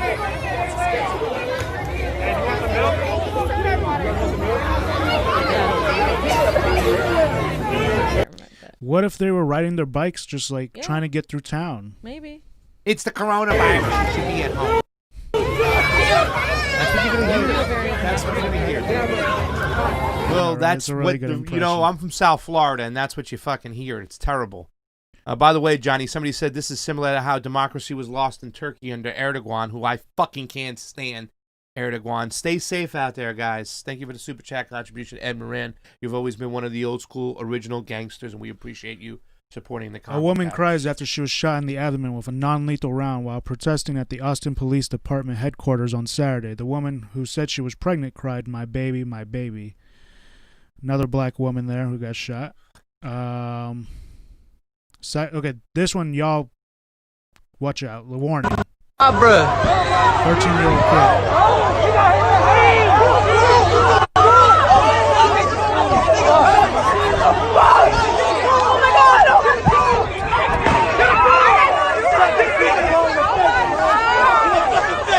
Oh my God, bruh. His face is like falling off. None of this is necessary. Sacramento police shot a 13-year-old in the face with a rubber bullet, badly bleeding. Medical attention. I think a lot of people have seen this. What the fuck is that? This is in Minneapolis where the National Guard got sent out. Go inside! Get inside! Get inside! Get inside! Get in your house now! Let's go! They're on their porch just filming. Light him up! Light them up! Go inside now! Get in the house! Really? Shooting at people. Get in! That's fucked up. Get in! That is so messed up. That is messed up. We don't want you to film us being freaking brutes. So get in your house. That's what they don't want this. They don't want people to see what's really going on. This is why you need to not watch mainstream media. And this is why you got to support independent media, and that's why they have to pay a price for this right now. They have to pay dearly. Not just money from the taxpayers' pockets. They have to lose fucking jobs, and that's what needs to happen. Right now, Garcetti needs to lose his fucking job. I don't know why we're letting Mayor Garcetti off the hook of this shit right now. Really? They gotta hold a protest. We're gonna go to his house and dox his ass. I'm ready to fucking do it now. I used to be against that method. No, I'm fucking for it. Let's go get Garcetti's punk ass. Johnny, what else you got? Watch out, sensitive content. What's wrong with her? Oh my God! Oh my God! Oh my God! Oh my God! Are you okay, ma'am? Are you okay? Oh my God, ma'am!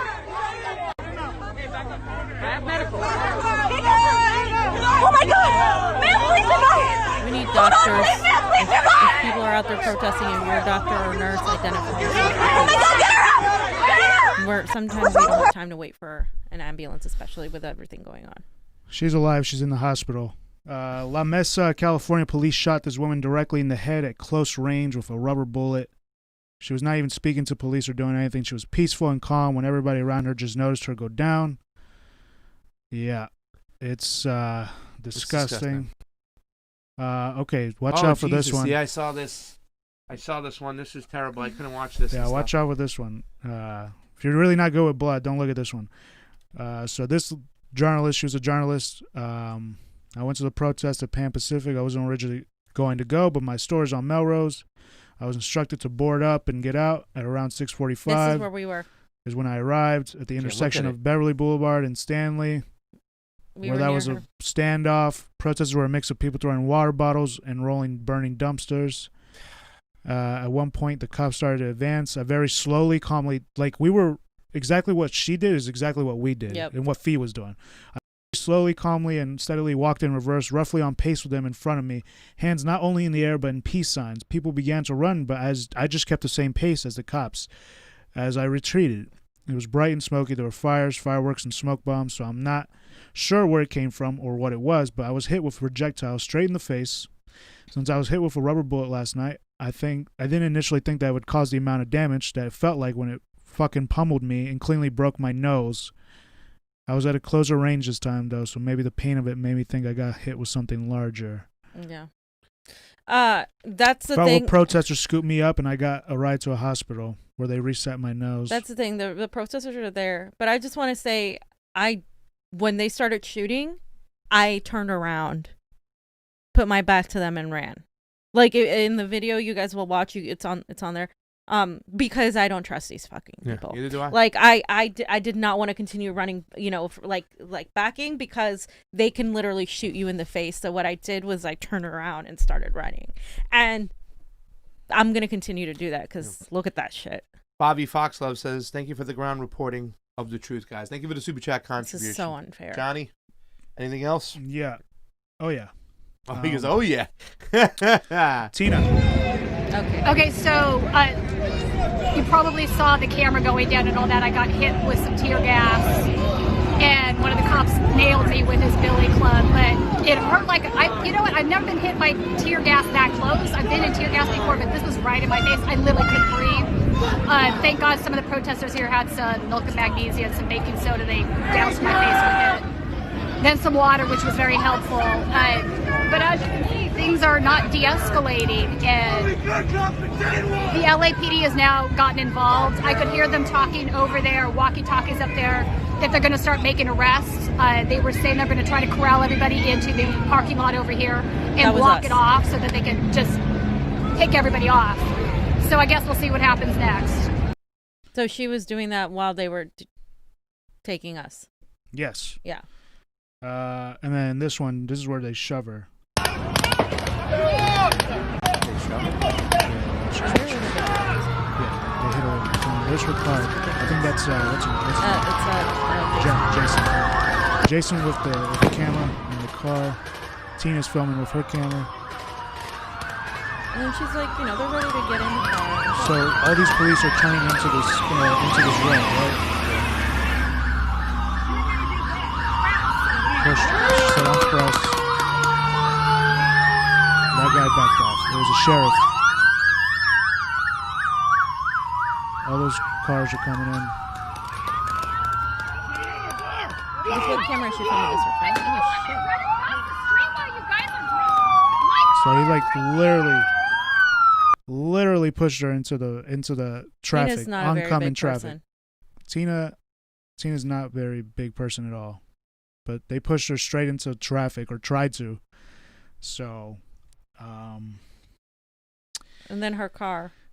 Later on, you find out that her car they shot rubber bullets to her car, and now her back window is broken. Yeah, I saw that. Well, let me show that real quick.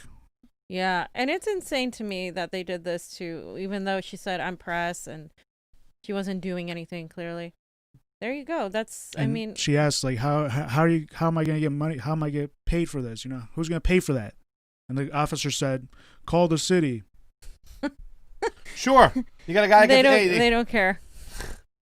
Yeah. Stupid ass. That means the people are going to pay for it. So the next thing was cops tear gassed their own senator in New York. They did. Senator Myrie. Yep. Which is just ridiculous. So you can see the fact that they tear gassed their own senator. And then, okay, watch out with this one. Yeah, I saw this one too. Yo! This was in New York, right? This is the Bronx. Oh, shit! NYPD. Yo, that's a girl! What y'all doing? Diablo, bro. Officer! That's a girl! Oh, shit. La partió, bro, la partió, bro. Ya, la partió, bro. Wow, bro. Yo, wow, yo, la partió. The fuck that he hit my sister. He hit my sister. You saw that he hit my sister. Agarraron. Bronx, New York. Yeah. I think this was today. What the fuck? Once again, what are they doing with these cars? How the fuck are they getting away with this? They're afraid for their life, Pasta. I know, it was yesterday, I think. They're afraid for their life. Just so you know, they're afraid for their life. Fucking stupid ass. That's Pershing Square right there, right? That's L.A.? Right? That's Pershing Square. I don't know. I'm pretty sure that's where we were on the steps there. Yeah. Oh, yeah. Yeah, there's the metro there. Oh, okay, yeah. That is Pershing Square. Yeah, it is. It is. Allison Irwin says, by the way, love you guys. Keep it up. Shirt picture coming. Thank you, Allison Irwin, for the super chat contribution. Everybody else. All right. So that's basically, there's a million videos out there, but that's basically what I got. We try to get to show the police brutality, right? It's that the police are the ones inciting violence there. Absolutely. Now, there are the side attackers, the agitators. Mm-hmm. And they're mostly white. We've seen it before in the section before. A picture of the young man who started the fire at the Nashville courthouse, and a closer picture just to be clear of his ethnicity. And just in case anyone recognizes, please share to help remind us all that people of color are often not responsible for violence, but are usually blamed. Yep. And in my opinion, he isn't protesting at all. He's intentionally continuing the racism. Because look, they this try to guy, blame Black Lives Matter for this shit. This guy. They always try and to if do you're this gonna shit. do that, coordinate with people who want to do that, who have a mission of why are you doing this. You can't just burn shit down. You have to have an objective. Okay, this is what we're gonna attack this building. It's representative of the police. When they were burning precincts, I wasn't necessarily against that, because those precincts 3rd and 5th in Minneapolis, people were saying seeing it go down was like cathartic, because we've been hurt by those people over and over again. So I can understand that. But when you start burning random shit, like, you have to have an objective. And then, so here's a video that just shows that the cops are out here laughing with this white lady, instructing her on what to tag on this building. So watch this. They're right there.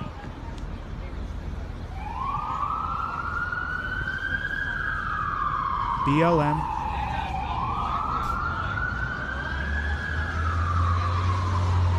And they're watching her do it.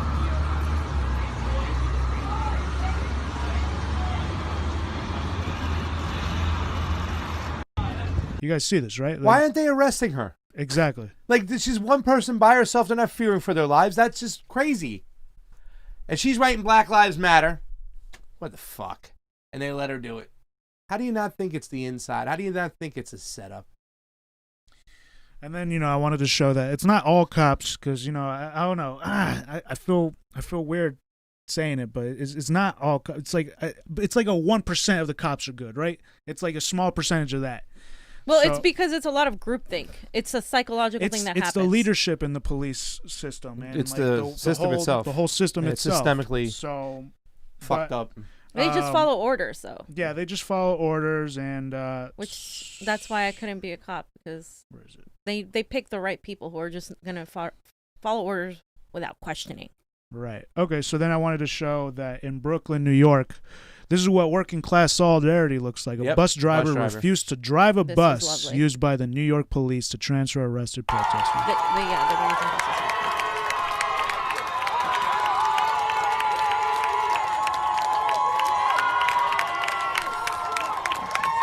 Which is great. The bus drivers union stated, "We do not work for the NYPD. We transport the working families in New York City. All TWU operators should refuse to transport arrested protesters." Thank you. He got off the bus and started going clapping. That's what we need. We need solidarity with bus drivers, with all of these people. Show Michael Vick. You want to show this? So then there's some important points to make here. I don't know if you remember here's this. a point someone made. Snoop Dogg shared it, so I saw it. Michael Vick served more time in jail for killing a dog than all the cops combined who have killed the last 493 unarmed black men. Can I say something? Let that sink in.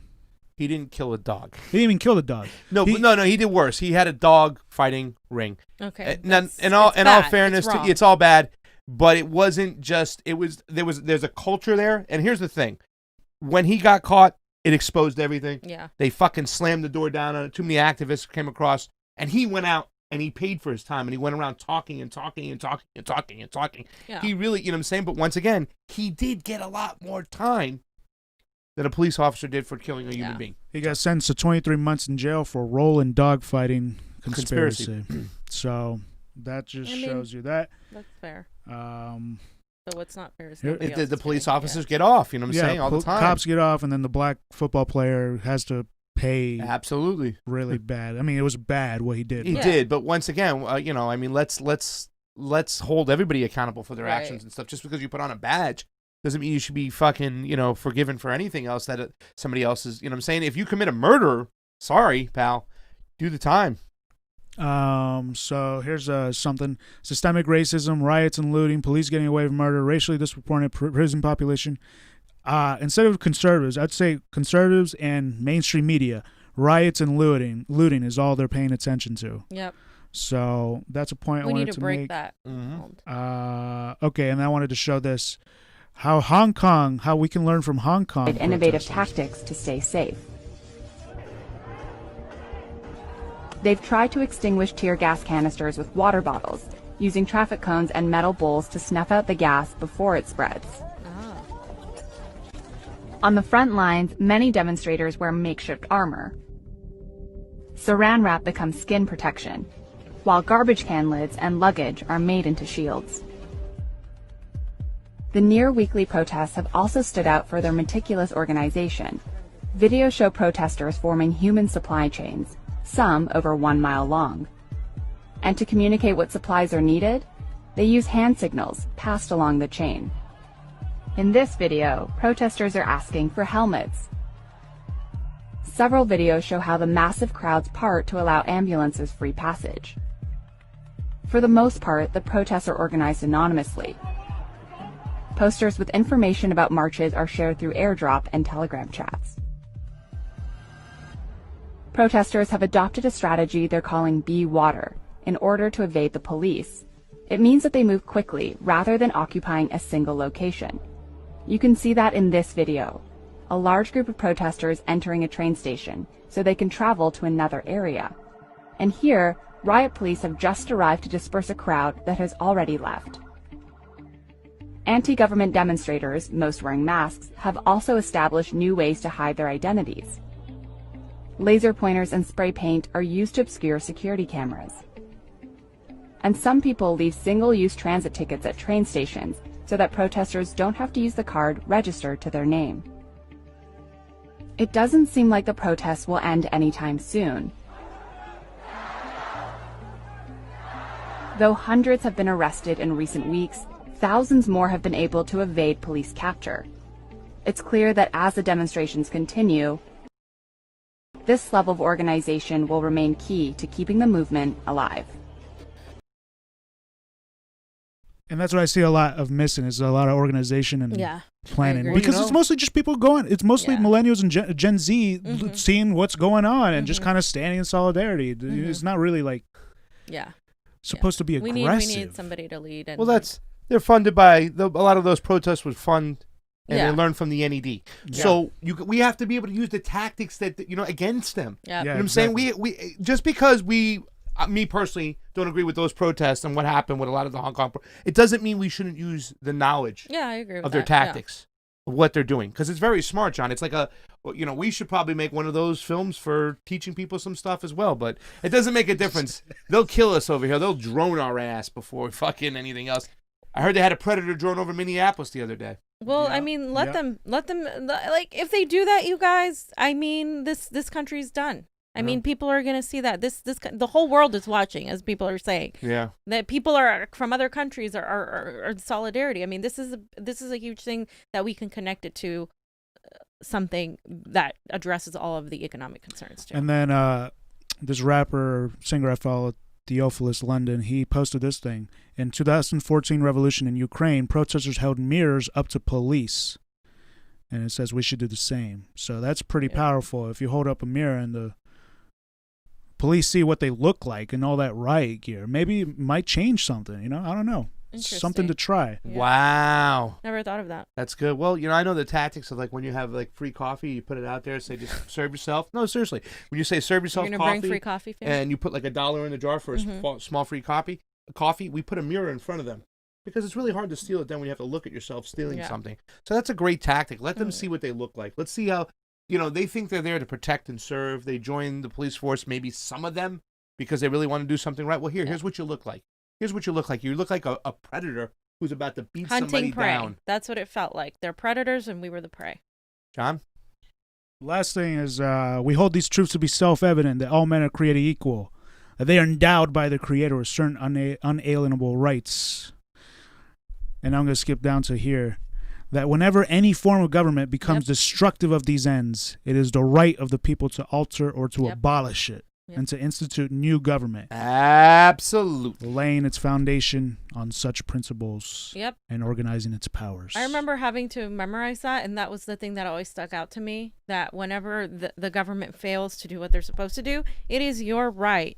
And that's as patriotic as it gets. This country was founded by revolutionaries, people who were rebelling against the status quo. It's not any different now. We are getting taxed without representation. We're not getting shit for all the money that we're paying. So we have to remember that and not look at people protesting as the enemy, but look at them as the patriots. And that's really the patriotic thing to do, is to really hold your government accountable. And the last thing is that this is legit. This is the Republican Party. They're the ones doing, maybe Dems are doing that too. You can switch them back and forth. Right. Yeah. One is watching, the other's doing it. Yeah. You can switch it back and forth. Yeah, you can that's the thing. They I just get it. Yeah, but they're complacent. They're complacent, and seeing their, And we're the people down here. The illusion of a two-party system is like fucking bullshit and now. They're all part of thing. the suppression of the. And that's the thing. That's why, like, if you see somebody do that and you allow it, you're part of it. You're enabling that system. You have to stand up. You have to stand up. This whole cop protecting cop thing, like, look at what's bigger than that. Okay. Johnny, that's it? Yeah. Because I'm going to get to my section. We'll get through it. We know it's been a long show, ladies and gentlemen. We want to thank you for joining on in. If you haven't joined our ROKFIN, ROKFIN, you know the format now. We leave it live up on ROKFIN. We have clips chopped up so you can share them from the YouTube or the ROKFIN. And, of course, you can watch us live on Twitter, that sort of thing. And if you're a Patreon, we'll have it posted up there. Thank you so much for following us. Now, fam, this is my section over here. We're coming to my thing here because I want to talk about this because you know how I feel. The elites.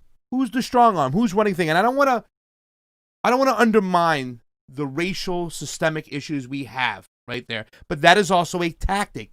George Carlin talked about it years ago. Keep everybody separated by pointing out their differences so they're fighting each other while the elites run off with all the money. Not so much the money, but they captured all the resources. And now there's a fight for water in the world, and that's going to be the next battle. And tomorrow I'm going to have a great segment. You're going to love it, about Ethiopia and Sudan and Egypt and what's going on. We might have the first water war from countries in Africa, and I'm going to break that story tomorrow. But the elite's secret rule, our forefathers are probably crying in their graves, fam. So I brought this up here, and I want to point this out because really what it's about control. And this is the bigger picture because I always say the police department is a strong arm of the elites. The majority of the rules, the laws that are created, are for the rich to steal and exploit the poor. Grab a hold of the resources. So this says we are living the founding forefathers' nightmare. America is corrupt to the core. Our ruling elites, devoid of leadership, are a little more than scum of self-interest, greedy grifters who rose to the top of America's foul-smelling stew of corruption. The founding fathers were wary of institutional threats to liberty and sovereignty, which included centralized concentrations of power, monarchy, central banks, federal agencies. Sound familiar, fam? The people I'm trying to talk about? And the tyranny of corruption unleashed by small-minded, self-interested, greedy grifters who saw all elected offices and positions of the government influence as nothing more than a means to increase their own private wealth. The founders feared the dominance of self-interested, greedy grifters because they had no concept of the public good. To the greedy grifters, the government existed solely to serve their petty private interest and the interest of the fellow grifters. So, fam, this is what it's at. If you go down the rabbit hole, it's going to lead to right here. You know what I'm saying? This is what the military-industrial complex is about. This is what about the elites are. They've influenced every single part of our government, our elected officials, our media. They've got it by a tight hole. You know what I'm saying? And I also kind of brought up real quick, too, as well, this article, this interview. Now, this is a World Bank whistleblower, and I talk about the World Bank. I was explaining to somebody what it's all about. The World Bank, the IMF, they want to put their monetary systems in different countries for control.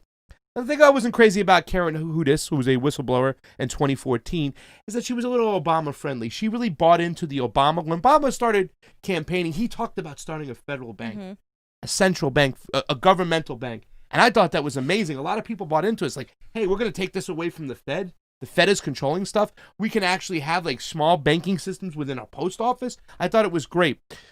So this whistleblower, I got some clips. I'm only going to play 2 clips because I know it's a long show. I saw it was a big folder.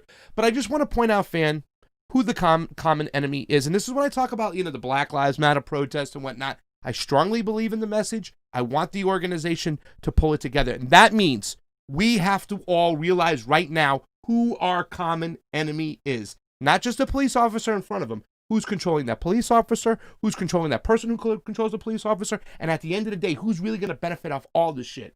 The military-industrial complex, selling all these weapons back to the United States. It's like they make double money for this shit. What they do, the prison-industrial complex. So let's take a look at, this is Karen Hudis. This is in 2014 I saw this, fam. She talks about from 247 to 343, Johnny, who the common enemy is. And by the way, you don't have to take my word for it. There's a very accurate study that was done by the Federal Institute of Technology. They used data showing who owns all of the world's corporations, 43,000 of them. And they showed that there is a group of thugs that have bought these companies up and controls them behind the scenes. A lot of this is secret. You won't read about it in the press because they bought up the media. So the stories that people are hearing every day from their favorite newscast, this is all, what those companies want you to know, not what the reality is. And a lot of people are onto this. I think the latest survey about the trust of the American people in their media, it's tanked. It's, most people, more than a majority, knows that they're being systematically lied to by these thugs. So there you are, fam. They bought up the media. They bought up everything.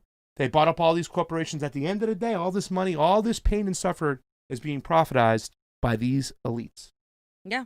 I mean, that's the bottom line. Then the media is doing a lot of PR for police right now. Yeah. They're making them look as good as they can. And that's something like, even from the local news point of view, this is something that people are finally realizing when they're seeing, like, it's one thing to be in the protest and then see how it's twisted. And when we saw that firsthand, it really made us really upset. Like, this is why we do what we do, because the media twists it for their own narrative. Yep. And really quick, we'll just take a look. Here is 30 seconds, just explaining what the elite's plan is. So we know who the common enemy is now. What's their plan? Getting back to the Federal Reserve and the Bank for International Settlements, these groups are in cahoots with the biggest crooks of all, the Jesuits that bought up Bank of America, and they have little secret deals to try to apportion the riches of the world. And in the meantime, all of the countries of the world know that this thievery is going on, and we have been working together. I've been writing all of the ambassadors for the last 5 years since I was fired illegally. They knew I was their lawyer. They knew I was telling them the truth. So pretty much, she was the lawyer. She worked for the World Bank 20 years. She was a whistleblower. There was other whistleblowers that came out. It's a great interview. Like I said, she talked about anybody who's tried to straighten out these forms of elite, go at the core of power. Abraham Lincoln, Kennedy was shot. Mm-hmm. A lot of us kind of got played by Obama, thought Obama was the real change to really go after this and whatnot. But it turns out he was a fugazi. We learned along the way that it wasn't true. But, fam, I'm kind of interested, too, because we might be at a little bit different. So I think that not a huge difference. But this is what I say. When I say I'm looking for the next Fred Hampton, where I want to see somebody from this Black Lives Matter movement come out and really unite the people. When I always talk of that joke about libertarians hate the fucking cops, too, as well. How come we can't join together and make these and say, hey, listen, we understand there's some issues that we have to deal with, and we shouldn't stop talking about it. But the common enemy that we have together are these elites who are controlling everything. And they are the strong. If we come together and defeat them first, isn't that the most important thing, or am I wrong? I don't think you should say it's the most important thing, because I just think like when people come to Black Lives Matter people, they need to come from a place of understanding, not a place of I need you to do this better because you're not focused on the big picture, which is how it often comes out. There has to be an understanding that police brutality is definitely more geared towards Black Americans and people of color in general, but specifically Black Americans. You don't want to look like you are trying to dismiss their cause, but simply you are supporting and elevating it, and also saying, hey, let's connect it. Because I agree with you that it needs to be connected to economic issues, because right now a lot of the things that are happening aren't just because of George Floyd. It's the whole system that has been oppressing people, all of us, but it more so people like George Floyd. But we have to get to the root of the problem. But in order to do that, it has to come from somebody that is humble and that isn't going to say my way is better, that isn't going to say my cause is better. We're all in this together, but I understand where you're coming from. I will support you. And what I'm trying to do is go after the elites, the 1%, because they're putting us all down. And maybe, it should be a person that comes from Black Lives Matter. It could be a person of color, somebody that is able to do that more of us. It doesn't have to be a person. It can be a lot of us. But it has to be done in a way that is respectful of the cause and doesn't dismiss it and minimizes what they're trying to do. Because at the very least, they did start these protests.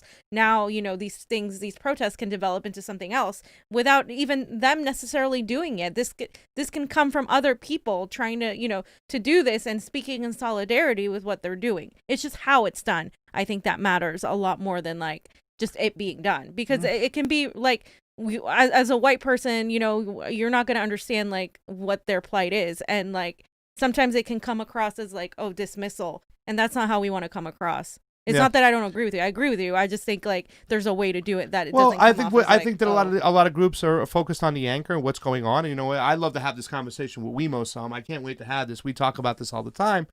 But I mean, if we corrected the way the common folk, the everyday folk, interact with each other, and we ended systemic racism amongst each other, how would that change the fact that the elites are still in control and they can just say, oh, now we're going to suppress people with blue eyes or whatever? In other words, if we were all the same color nowadays, there would still be a group of elites trying to control us and using some type of differences to make us fight against each other. I think that Fred Hampton had this better than anybody, he said this, in that room. You know what I'm saying? And it's like the Bacon's Revolution, or is it Bacon's Rebellion? When we talked about people coming together and saying, hey, man, we got to realize what's being done to us. They're being divisive against us, and we have to take them down. Absolutely. Because they're controlling everything. And I understand it's a hard place to come from as a white male to talk about and tell people, hey, man, I don't want to be insensitive to what you go through, because it'd be an asinine thing for me to do to deny systemic racism that's there. Because they can sell it to a group of white people who are in the Midwest or wherever they're at and saying, oh, we're law-abiding as citizens.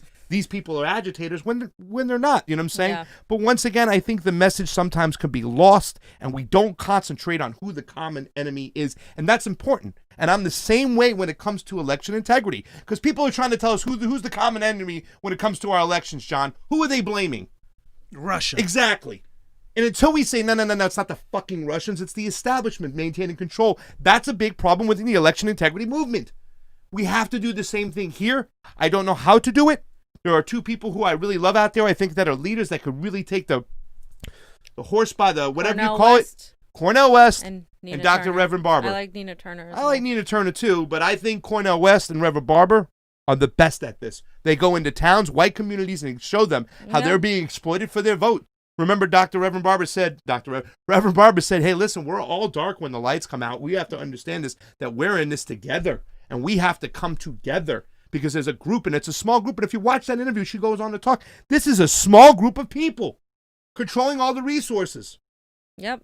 Johnny, I don't know. Do you have anything else to say on that? Nope.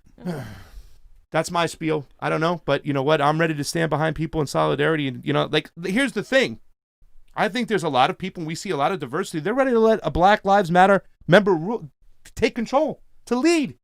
Lead us. Let's go. I think they're ready for that, fam. I see these people in the street. Yeah. They're ready for them to let's lead. And I saw a lot of leadership.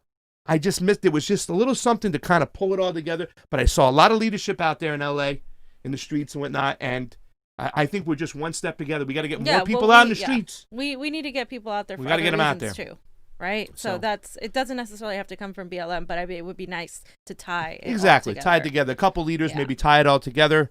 Like I said, there are common grounds. There are people we can go out with. We might not agree on everything, but there are a lot of issues in common. We can get a lot more people in the streets.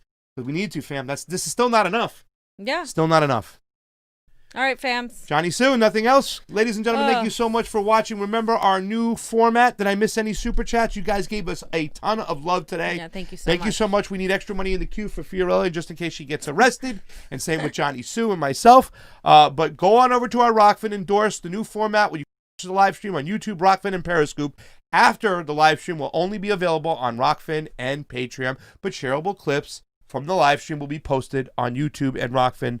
So no worries. No worries, no cry. Do you think we should keep these ones on YouTube because they show all the... I think we should. I noticed what you guys were doing as far as leaving these up here. These in particular we might leave up in its entirety because they're special shows. We're in the moment. We don't want to miss anything, but we will still have the shareable clips up to do so. So for Pasta Jardula, Fiorella, Jonny Tsu on the 1s and 2s. Convo out. Love you guys. Bye.